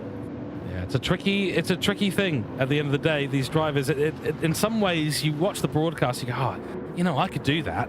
I could absolutely do that. But you saw the driver camera there, and you've seen the onboards. These guys operate at such high precision. These are difficult tracks we've got for round 2. I'm going to be honest. I mean, the Toyotas on comfort softs, not easy to handle at all. You're constantly on the edge of grip for 16 laps as well. So it's not easy at all. And it's unfortunately one of those tracks where penalties are literally everywhere. It's the Oprah Winfrey giving out penalties to absolutely everyone. You can have a penalty. You can have a penalty. You were 1 pixel across that apex. You can have a penalty. You know, I don't even know who you are. You can have a penalty as well. And Red Bull Ring kind of seems like that as well. It was like that. I think it was about 2 years ago in Formula 1 when the FIA were just hovering over the penalty button. Just anyone who came through turn 9, he got a penalty. You know, as you were saying, penalty, Big Head Ted picked up a penalty, and Ben Groves picked up a penalty as well. So they really are being thrown around left, right, and centre. You get a penalty. Wow. Ah, yes. Well, I'm not going to claim the commentator's curse on that. You can blame whoever you want. Blame the FIA. Blame Oprah Winfrey for giving us one of the greatest memes of all time. Oh, Ben Groves. That's the second time we've seen him nearly go into the back of Big Head Ted. He's really, really hot on the brakes going into these corners. I don't know if that's the way he wanted to drive or if Big Head Ted's maybe not quite as good into the braking zones. But boy, oh boy, that was a close one into 4. Yeah, different driving styles perhaps coming together a little bit there. And you have to be wary of that because as the driver behind, it's your responsibility not to be causing contact in the braking zone like that. Oh, both the drivers just get on the brakes a little bit there. Both serve their penalty, so track position doesn't change, but they do lose a bit of time to the drivers in front. And I think what we're seeing at this point in the race is quite a lot of tire wear playing a role as Big Head Ted's out wide and loose again. And Scar in the background down in 9th has done the same thing on that corner. So I think we're really starting to see them struggle for the grip and try to get these cars through the exits, get the power down, try and keep the speed, but they're gonna have to adjust now, slow things down a little bit as their tyre wear is really cranking in on these medium tyres. Yeah, the tyres are starting to bleed grip massively. I think most of the drivers are at sort of 60, 65. Ben Groves going for the late braking maneuver down the inside line. Good move. Big Head Ted does see it coming, and he's got the run on him. Going for the bump draft, though, in this case. I thought he had plenty of room there to jump to the outside line. He wants to hug the inside, maybe get a late braking maneuver of his own, but it's a great move by Ben Groves there and put his car in the right position. Gone deep into 4. Opportunity for Big Head Ted. Just out onto the gravel. That's going to cost Ben Groves some time, and through goes Big Head Ted again. These guys can't decide if they want to be in 5th or 6th position right now. Oh man, this is back and forth, isn't it? As soon as you get through, just a little mistake, back again. And now, closing in behind them, it's none other than Simon Bishop. After having that moment early on, now looking at, he has potential for top 5 already. Lap 11, closing in on halfway through this race. He's halfway back through the field. Oh no! Contact, Big Head Ted in the rear quarter of Ben. Off the road, and I think Ted just back out of it to let him back in front. Don't like to see that. And a penalty for going off the road. Oh, that is rough. That is unfortunate. That is painful. I mean, what happened there? Big Head Ted had the run on him through turn 8, just through the S's, and then caught up just into the braking zone of 9, realized that he was probably not going to get a clean overtake as turn 9 is a really, really sharp, shallow entry into the apex. He tried to pull back in, didn't he? And touched the rear part of Ben Groves' car and kind of just unsettled Ben Groves. And yes, he did the right thing. He redressed and he made sure that Ben was still ahead. So an obvious apology there from Big Head Ted. He's a clean driver. But I hate to say this, but it's blood in the water, and guess who's right there? Continuing to hunt them down and close in is Simon Bishop, right on the tail now. And when this penalty gets served, he's going to be all amongst it. But it was interesting that kind of role reversal that caused that penalty there, because Ben Groves was the one that we were talking about being good on the brakes, almost collecting the back of Ted when it was the other way around. And then when they swap positions, Ben Groves maybe braking earlier than Ted was expecting. So that's a curious one. The lead driver maybe being a bit more careful than the driver behind who's just following them in and sending it deeper in the brakes. But yeah, that was quite an odd one. Oh, here we go. That's an interesting line there for Ben Groves. Is he coming into the pits? No, it's because of the penalty. My apologies. He served the penalty, got to the inside line. That's what you're supposed to do in league racing if you are serving a penalty on Gran Turismo 7. Although the game will ghost you, so make sure that the cars can drive through you to avoid any potential collisions and big accidents that have happened.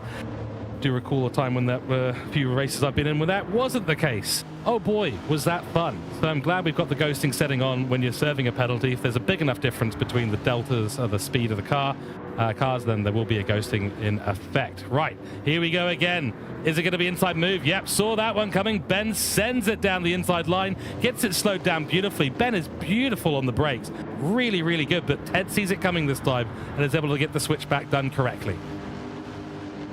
Beautiful stuff to be aware of what's happening there and just take your line, take the opportunity to come back. Is now trying to use that late braking technique. Down the inside comes Ben. Simon lurking in the background.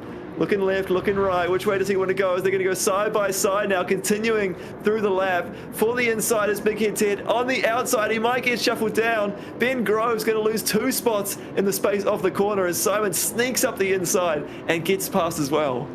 That is fantastic driving by Simon Bishop, exactly what we've come to expect of him when he's on track and he's using his racecraft. It is incredible, but Big Head Ted there had his crystal ball out. He had his third eye open. Well, he's been talking to the spirits or something, but he noticed that Ben was going in deep under the brakes again and actually moved out the way, allowing Ben Groves to make the quick decision to go down the inside line. Whoa, here we go. Simon Bishop, what a run through 10. And now into turn 1, Ben Groves has got the advantage on the inside line on Big Head Ted, but Simon Bishop is through. What a move. Oh, and Ted is gone. He's picked it up somehow. How has he done that? He was sideways for a moment there, and he's picked it up. Well, we talked about how his race control and oversteer and rallycross style driving was not going to be as effective. Well, it saved him right there. Didn't it just? And again, a moment at that turn 1. We've seen that's the 3rd driver now to have a big sideways incident. He managed to save it, thankfully, and I think it was a little bit of contact of Ben as well that sort of straightened him back up a touch and helped him get going. But that turn 1 is proving difficult, isn't it? When you get out wide on that big sausage curb on the exit, unsettles the car as you're trying to get the power down. And shoot, that has just taken the sting right out of that battle. That certainly has. That came to a boil very quickly and evaporated into, well, what we've got right now. But that certainly was exciting racing between these guys. So good to see. We are coming up on half race distance. Matt McEwen crosses the line. He's now 9 seconds ahead of Gareth Collier, who's in 2nd position. Half race distance gone, half of your tires gone, and you only got about 20 to 25% of your fuel remaining as well. Gareth Collier currently in 2nd position, doing really consistent lap times, as is Atom behind him. So Tom England finding his form here in race 2 on the 15th lap in 3rd position, and then behind them Scotty Ray picking up a small penalty, but also plenty consistent. I think he might know he's on camera, just trying to warm those tires up, but they'll be plenty warm by this point. So Simon Bishop 6.7 seconds behind these guys. It is all to play for. We've got pit stops coming up. Yeah, I was asking the question if anyone was going to do an equal strategy and come in at the halfway point. We've just crossed the halfway point now. No one opting to come in. Oh, no, sorry, we have one driver in the pits, do we? That has decided to come in. Clan Fever has made his stop refueling at the moment, so likely come back out on mediums again, just split the race evenly. And I suspect the rest of the field are trying to go longer on those medium tires so they can have a quicker but shorter stint on the softs right at the end of the race. Exactly. So if we can make it 15 laps on the medium tires, which we definitely can. I mean, they're getting to the end of their life at the moment. I'd argue you could probably get to lap 17 or 18 with reasonable comfort. And then you could, so if they can get to 18 laps on the mediums, usually the delta between the tires is somewhere between 4 to 8 laps. Softs will burn off very quickly under 4 times tire wear here in this race. So I wouldn't want to be doing more than 8 laps if I was them out on track, Matthew. Yeah, if we do the maths though, 18 laps on the mediums we're thinking, and then we're thinking on the fuel as well, as McEwen ticks down to a quarter fuel left in the tank. Yeah, that would be looking at a 10-lap stint on softs, wouldn't it? So it's a bit of a balancing act here of what tire you want to be on when it's worn out. I think there's going to be a few laps where you end up on a rather second-hand tire trying to get around the field and just manage it for a while before you can make the switch, or whether you take that pain right at the end of the race.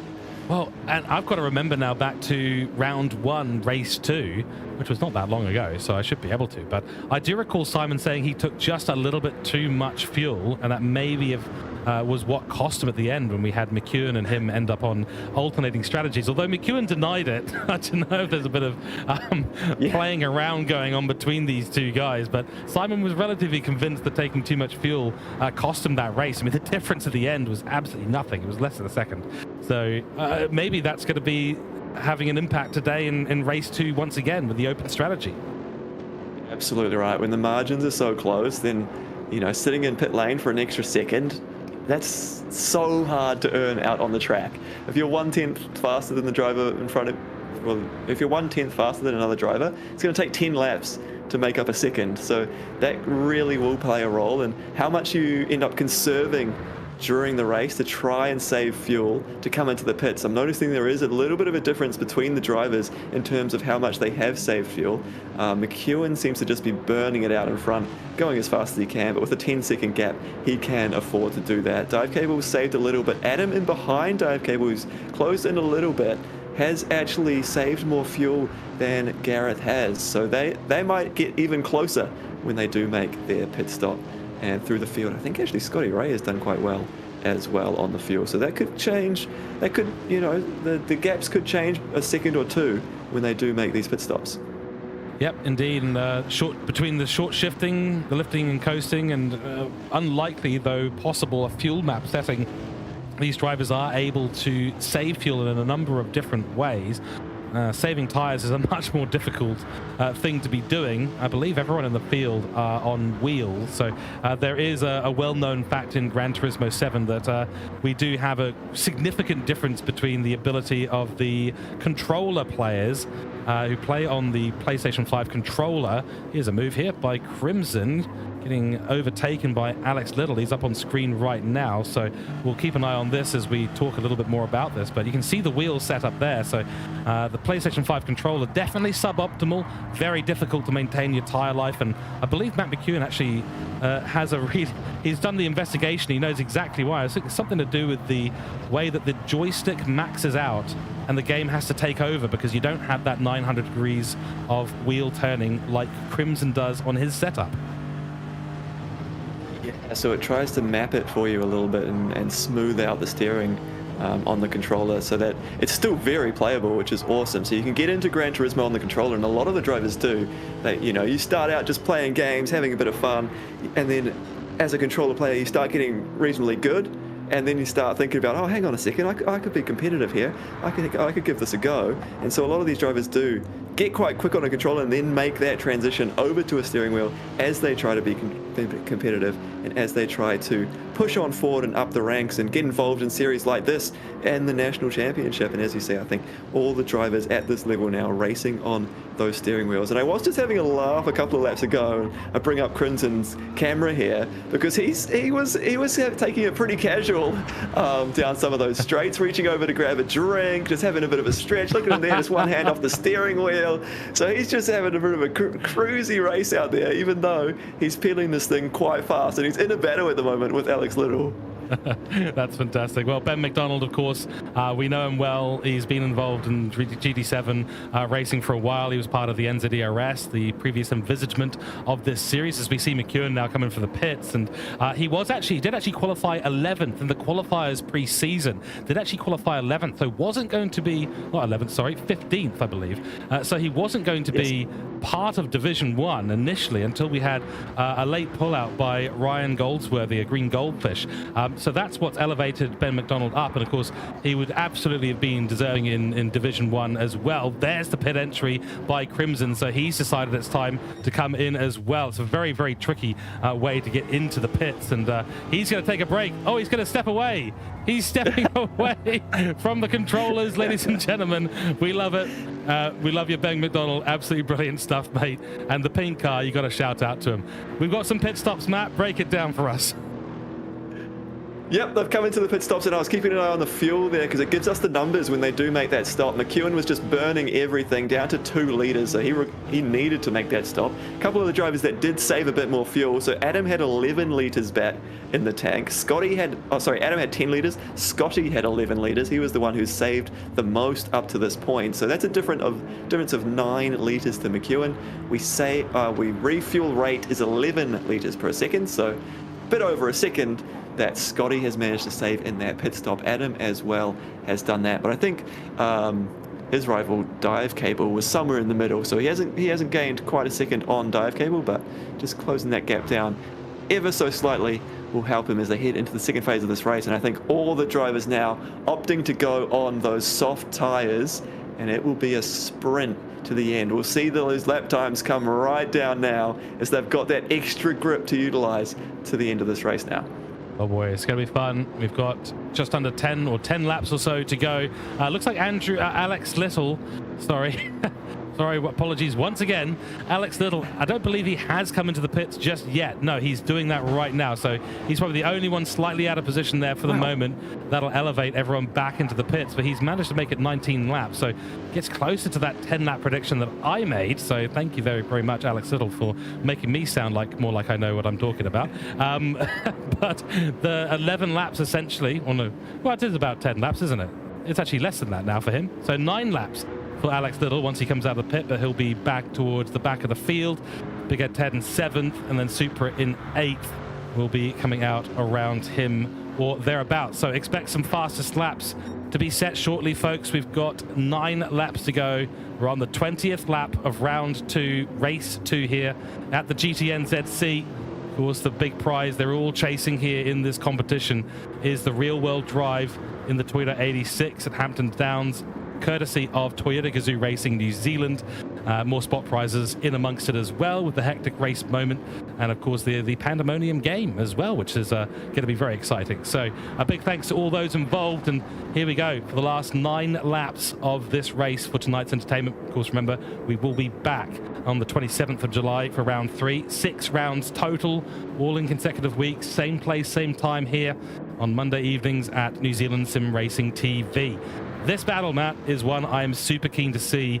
Gareth has been super, super quick. We know how quick he is. 1.1 seconds the gap between him and Tom England, who is resurgent today.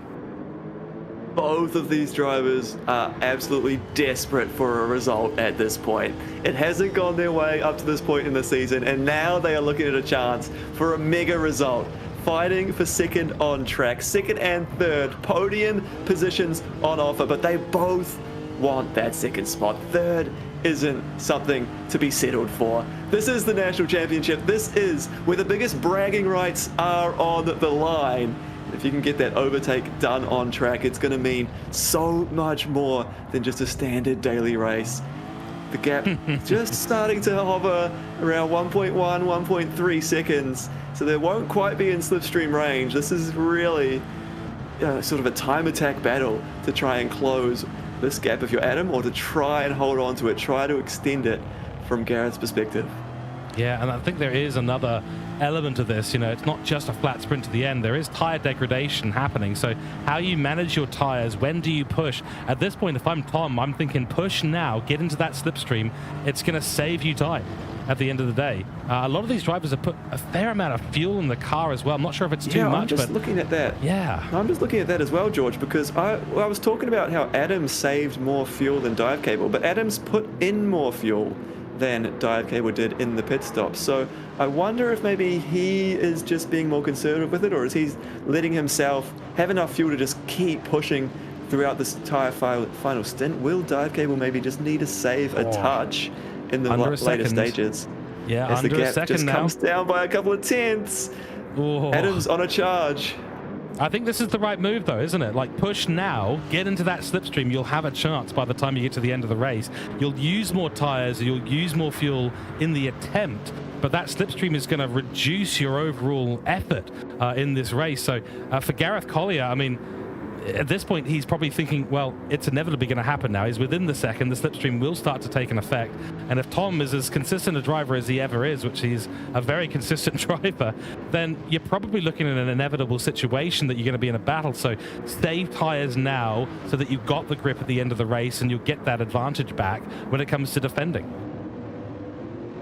Yeah, I mean, Tom's got to go for it, doesn't it? Like, he's got a sniff now. He's got an opportunity. He comes down to 0.8 of a second. So he's just chipping away a tenth here and there, trying to go for it and close in. And like you say, if he can get into that slipstream, that'll make his life that much easier to pull up to the back of Dive Cable. Look at them setting personal best sectors as they do battle out on track in these Lexus GT3 cars.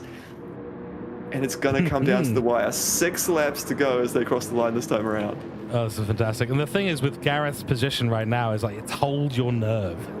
Because if you get spooked by that delta coming down, and it's coming down rapidly, that's another 0.2 this lap. It's a 1:29.6 and a 1:29.3 for Tom. So 0.3 of a second gap at the moment. Once you see that time starting to tick down, you got to hold your nerve. Do you stick to your strategy and try and conserve some tire life, or do you just put your foot down and go for it. I think given how quickly Tom has reeled in Gareth Collier for second position, I think Gareth has just got to go for it. Don't listen to me anymore.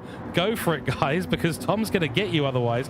Personal sector best. In fact, no, it's the overall sector 1 best there for Tom. Wow, he's on a mission, isn't he? He just nailed it. Perfect turn 1 there. Purple through the first corner. Can he continue it on in this lap? Because he's well and truly in that slipstream now. He's got a nice run down the straight. It's just keeping it tidy. Adjust your corner speed for the dirty air. Continue to reel in. And this battle is on. He will be motivated to push forward, to try and get the result that we know he's capable of. Wind back the years and fight at the front of the New Zealand Championship. Here comes Adam as it continues. Oh, it extends a little bit through that sector. So there's that dirty air maybe playing a role through the middle sector of the lap. Yeah, exactly. He's got to be careful of those curbs. He's been avoiding it beautifully at turn 4. His turn-in is just absolutely spot on. Just missing that inside curb, which gives him that extra little bit of grip. And you can see the bongo drum, cat vibes in the background starting to take effect as we head now back into the slipstream once again on the 24th lap of this race. 0.6 is the gap. We're looking around the rest of the field at some point. I believe there's a few close battles out there, especially towards the back of the pack, but P4, 5, and 6 looking rather, and 7 actually, looking rather spread out at this stage. And it's Alex Little versus Clan Fever versus Crimson for the back of the field. That's the big pack that we're seeing. Another personal best for Tom England. He's on your cameras right now in the Hooncorp Esports livery, or as I like to say, the livery, and 0.5 now is the gap. So this is going to be a real battle towards the end. Plenty of tire life left in those softs as it stands. I think actually, now that I look at the fuel stats, Matt, I think Atom might have the exact right amount of fuel in. Yeah, it's an interesting one, isn't it? Because they were saving fuel through the first stint, and I think both of these drivers would have been doing it. So I wonder if Dive Cable's done his calculations based on the fact that he was saving fuel, which means he now needs to continue that same rate of saving. Adam just topped up a little bit more, means that he can afford to push, he can afford to rev the engine out a little bit higher, carry that, give him that extra speed down the straights and on the corner exits, and maybe that's just what's helping him close back in. He seems to have the advantage in this second stint to close in now. 0.3 of a second, and now the gap becomes irrelevant because look, it's all on between them. There's nothing between them now. It is a direct fight, a battle on track. Can Adam find a way to make an overtake? We know he's got the extra pace, but it's one thing to catch, it's another thing to pass. There's, yes, the old famous words that we know well. That's a wide exit there for Gareth Collier. That's cost him a little bit of time and speed on the straight. Big slipstream effect now for Tom's Lexus. This could be the opportunity, but does he want to take the big risk? Does he want to make the overtake? Gareth just feigning to the defensive move there. Tom opting for the outside line because it'll give him power off the corner. That's critical as we have the run down to turn 4. We've seen this with Big Ed Ted and Ben Groves all the way through the race with the late braking maneuvers, sending it down the inside line. Gap has sort of hovered around 0.25, now coming down quickly. Has to actually get out of that one. So this is smart from Tom, I think. Bide his time. He knows he's got the pace advantage. Wait for the easy overtake. He's looking for the right opportunity, isn't it? He's not just going to jump at the first opportunity. He's looking for the one where he's going to be able to get past and seal the deal. We've seen it a few times tonight. Oh, but is that a little bit wide there from Tom? He was over the curb, so I wonder where the limit is. It does take a couple of seconds for the penalty to kick in, and he does get it. He gets a penalty there for going too wide over the track limits, and it's going to be served on the next time around, costing him half a second. That could be critical in the fight here for second place. I think at this point, Tom's got to not worry about the safe overtake, take the risky overtake and make it work. Slow Gareth down and maybe get some sort of advantage over the next few corners. Otherwise, that penalty is going to have a real impact. We know he's got the pace advantage, and it only took him 3 or 4 laps to get right back up to Gareth Collier after there was about 0.9 or a 1 second gap. So at this stage, you know, go for it. I would see why not. The 0.5 second penalty is painful, but it's not the worst that you can get. I think he might have to make this overtake twice. I think you're absolutely right. He needs to get in front, then serve the penalty, and then he'll end up losing the spot, but he won't lose too much time. But if he's in behind, this extra half a second, there's not really enough laps for him to try and catch back up. So it's only a few laps left to go, 2 laps when they get to the end of this one. and he's going to have to serve his penalty on this lap. It's a tough ask from this point. He's made it a difficult challenge, but it's still possible. There's a chance. Adam needs to keep pushing as these tires now are really starting to scream. The soft tires are worn at this point. They're well past their best, and their lap times are beginning to come back down. But who can hang on to it the best? Has Dive Cable been doing a good enough job to look after those tires, to give him something to fight with on these final 2 laps? As here it is, the penalty line. Adam takes his penalty and drops back. Look at the time he loses. Those car lengths open up. And that is the gap he needs to close down with just 2 laps left to go to try and claim second place here at Red Bull Ring. Regardless, both Gareth Collier and Tom England, this will be their best result in the GTNZC so far. They've both come into their own in this GT3 race, and with Simon Bishop spinning on lap 1, turn 1, just there in fact, it was an opportunity given to both of them. Now we've seen Tom take down the gap between them by 0.3 in a lap. He's already taken a couple of tenths out of that already. Tom England, last chances. This is going to be it, but like I said, it's the best result that either of these drivers have had so far in this championship. There are other battles happening around the track, but we're not focusing on those right now. The top 3 positions, well, top 2 positions, P2, P3, up in contention now. 0.8 the gap. Good run for Gareth Collier out of turn 3. Not the cleanest from Tom, but Tom has been super strong in this sector here. Much tighter line through 4. Gap starts to come down again. It's been a mega drive. We haven't talked about him much, but McEwen out in front continues to extend 13 seconds. These two battling it out for this second stint. The gap opened up a little bit in that first stint, didn't it? Where Adam was just biding his time in third place. As soon as they switched to the soft tires, it's just given Tom that edge to close in, pull in. It's now just under 0.7, so he's continuing to close in, but he is running out of time. Scotty Ray in 4th position has had a reasonably quiet race sitting there, but a mega drive to be holding down 4th in this pack. Simon Bishop, you talked about that spin right at the start. What a recovery though. He's up into 5th spot after being down in last and being 6 seconds behind the next car. So he's had a great drive. Driving angry seems to work for that man. And he's gotten past Ben Groves and Big Head's Head, who are having that big battle in 6th and 7th. As we head on to now the final lap of the race. Yeah, the final lap has arrived. 28 out of 28 on your screens there, next to our round 2 Red Bull Ring banner. 0.5 is the gap. I'm not sure if Tom's going to even want to make a move here. I was looking at the fuel numbers, and actually I'm not sure, wasn't sure for a second if Gareth actually had enough fuel to make it to the end. It looks like he's going to have just enough. He'll be finishing the race with the smell of an oily rag in that fuel tank. No backup tanks on these cars. 0.4 now the gap. Tom going to be hoping through this final few sectors that he's got something in the tank left over. This is such a tricky area to get right. He's got the very sharp entry there into 6, now 7 and 8. 0.4 is the gap, but I don't think it's going to be enough. Rounding the final corner though, Matt McEwen, the 128.855, the fastest lap of the race. He's led all of the laps in this race, and across the line, 2 wins in a row. Matt McEwen has had an unbelievable round 2, and it's going to gain him so many points. Is there a last-ditch opportunity here? Bad run for Gareth Collier. Adam's got a chance, but across the line, it'll be close.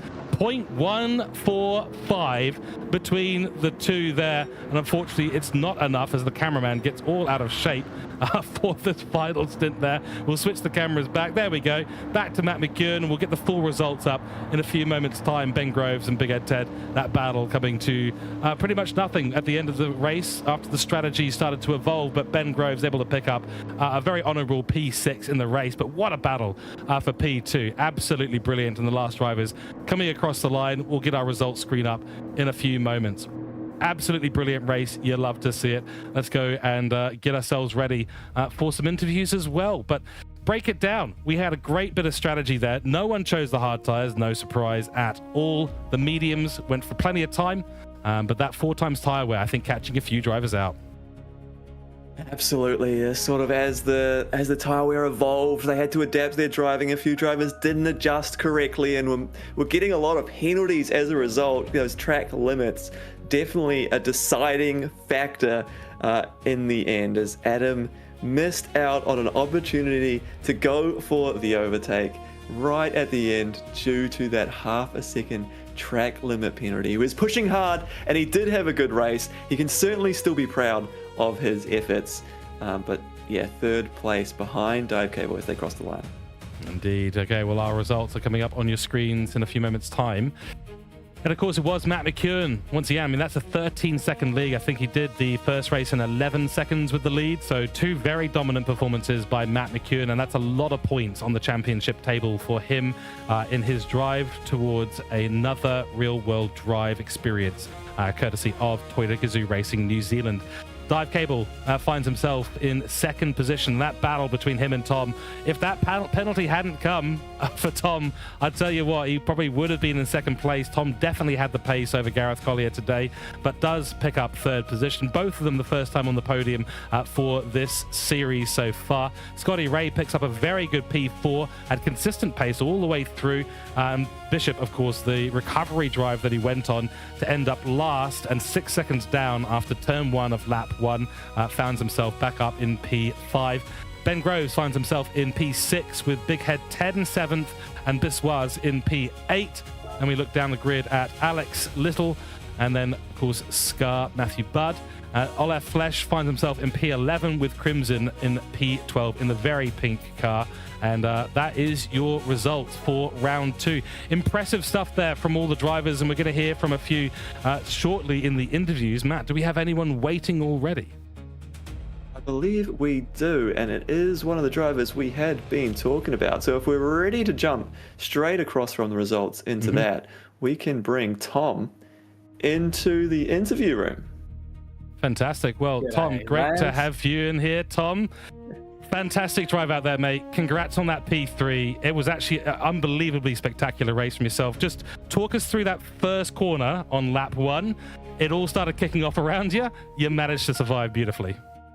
Yeah, it was definitely a bit of luck to it. Simon lost himself on the curb and gifted me third place. And then I was fortunate enough to have, half a second or so of clean air in front of me to just drive normal lines, while everyone behind me was, all over the place trying to figure out which way to go to get past people. So I ended up in a really good position just by chance, and then managed to get back onto McEwen and Gareth just because they were battling each other. Absolutely. Well, it was a great battle to watch. When you started in that second stint, there was a bit of a gap, not too much of it, but your pace was clearly better. Unfortunately, the penalty at the end really did cost you. I hate to bring it up again. It's probably a little bit of a sting in the side right now, but the pace was incredible. What was the last couple of corners? You were about 0.145 to Gareth Collier at the end. Was there a chance for the lunge? Were you playing it a little bit safe? First podium of the season? Yeah, I really lost my chance at second place when I got that penalty. I definitely caught him in the first half of that stint, and I got onto the back of him and decided not to go for a move with 3 or 4 laps to go because I didn't want to get into a battle with Gareth and offer the guys in 4th, Scotty, who drove awesome as well, by the way. I didn't want to offer him an opportunity at a podium just because me and Gareth were fighting. So I was happy to just sit behind Gareth till 2 laps to go, and then 3 or 4 laps to go, I got that half second, which completely ruined my plan. And I managed to get close to him again, but as soon as we got through turn 3 on that last lap, I knew I wasn't going to get him, no matter how close I got. Yeah, he got a stunning run off the exit of turn 3 as well, unfortunately, which kind of sealed the deal. And it's not an easy place to go overtaking most of the time at Red Bull Ring. Let's wind back the clock a little bit. Race 1, Comfort Softs and a Toyota Group's GR86. Fun? Yeah, keep the race cars coming. I know I'm rusty. I'm out of practice for sure, and it really shows. It showed in round 1, and it showed in race 1 tonight as well. I couldn't even set a quali time I balked all my laps. But the 86 was fun to drive, but if it wasn't in a competitive scenario, I'd have a great time driving it. But trying to be fast in it was just too painful for me. Yeah, absolutely right. Looking forward then, next week we've got race 1, the Dallara SF23s. That's going to be a bit of fun. And then the Lexus RCF 2014s and race 2. These are race cars. You feeling confident? Yeah, I'm really looking forward to the Super Formula race. I feel like on paper that should be my best round of the season, but if it rains I could be in real trouble because I'm not very good in the rain. Let's see what happens. Equal condition modes turned off for the remainder of the season. One final question. You by far have the best man pad we've seen on camera so far. You've got the Vibe Cats in the background. Tell us, is this the man cave that we all dream of? Yeah, man, it's great. Really happy with it. Had to work pretty hard to get it, and a lot of arm twisting for the fiance. But yeah, we got there, and I'm really happy, and it shows. You know, everyone really likes it. I really like it, so it's cool. Awesome place to come out and do some sim racing.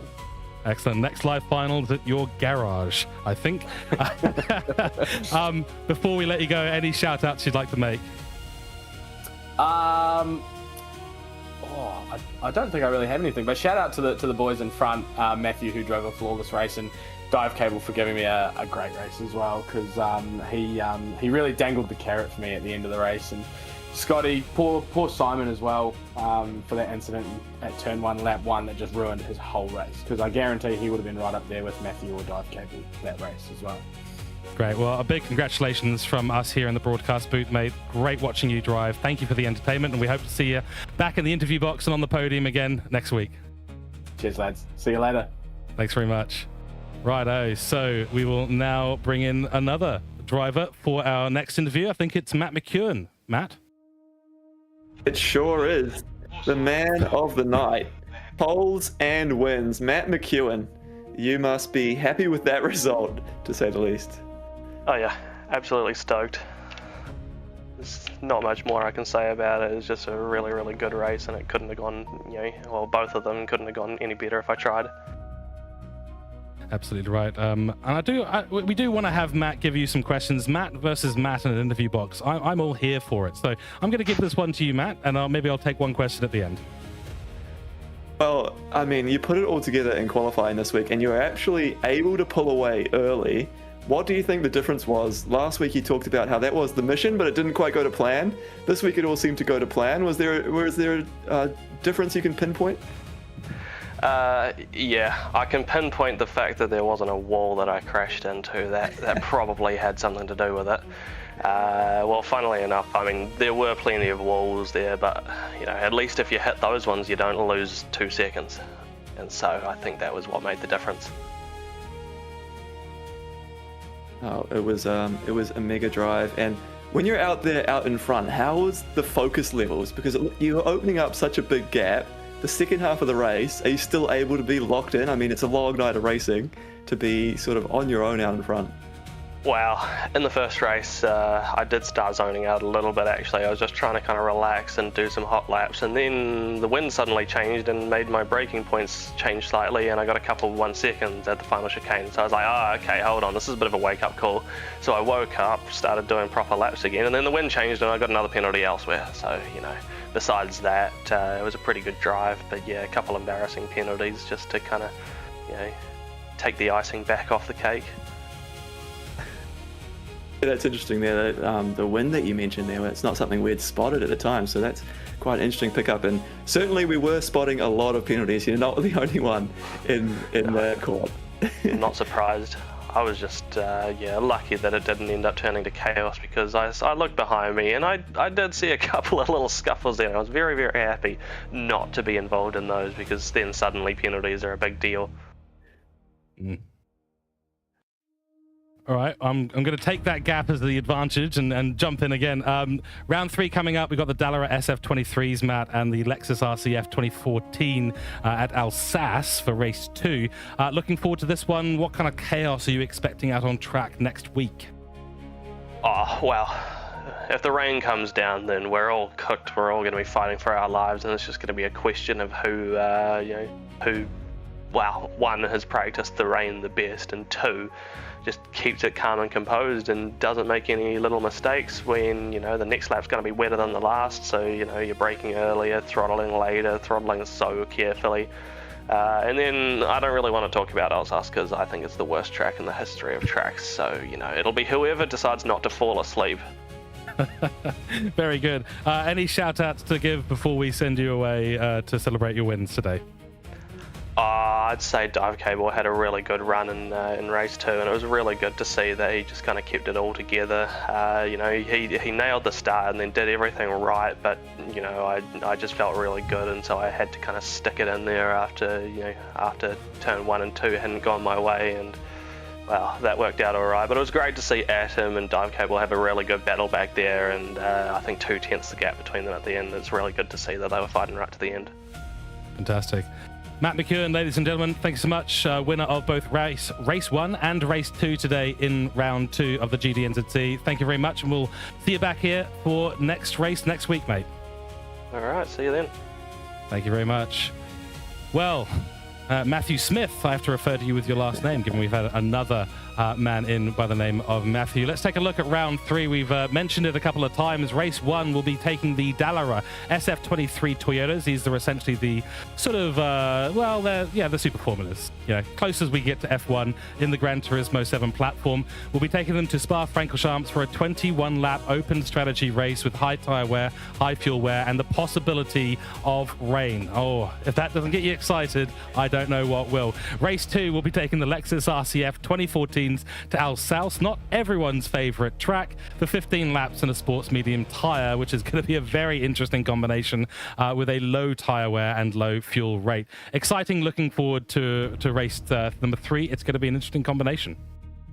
Yeah, it's going to be a lot of fun, isn't it? Open wheels at Spa, and we don't have any hybrid system controversy. It's just going to be flat out in these Super Formula cars. They do have boost as well, so that's an extra bit of fun that we get to throw at them. I'm really looking forward to see how that one plays out. I really love those cars in Gran Turismo. And then, of course, going to Alsace. Matt doesn't like it, but this Matt likes it. I enjoy that track. I'm looking forward to those 15 laps, and that will be another sort of sprint race for race number 2 there. There we go. You heard it here first. 1 out of 2 Matts will enjoy Alsace. It's a 50-50 split on the Matts in terms of that course. We'll see what we get up to next week. Join us same time, same place here on NZ Sim Racing TV for the 27th of July for round 3. And of course, a massive thanks to our primary sponsor, providing the real world drive to the winner of this series, Toyota GAZOO Racing New Zealand. And of course, let us know what your hectic race moment was out of race 1 and race 2. Is plenty to choose from, so let us know in chat. Get in touch with us via Discord or in the comments section, and let us know, because we are going to be featuring those at the start of every race going forward.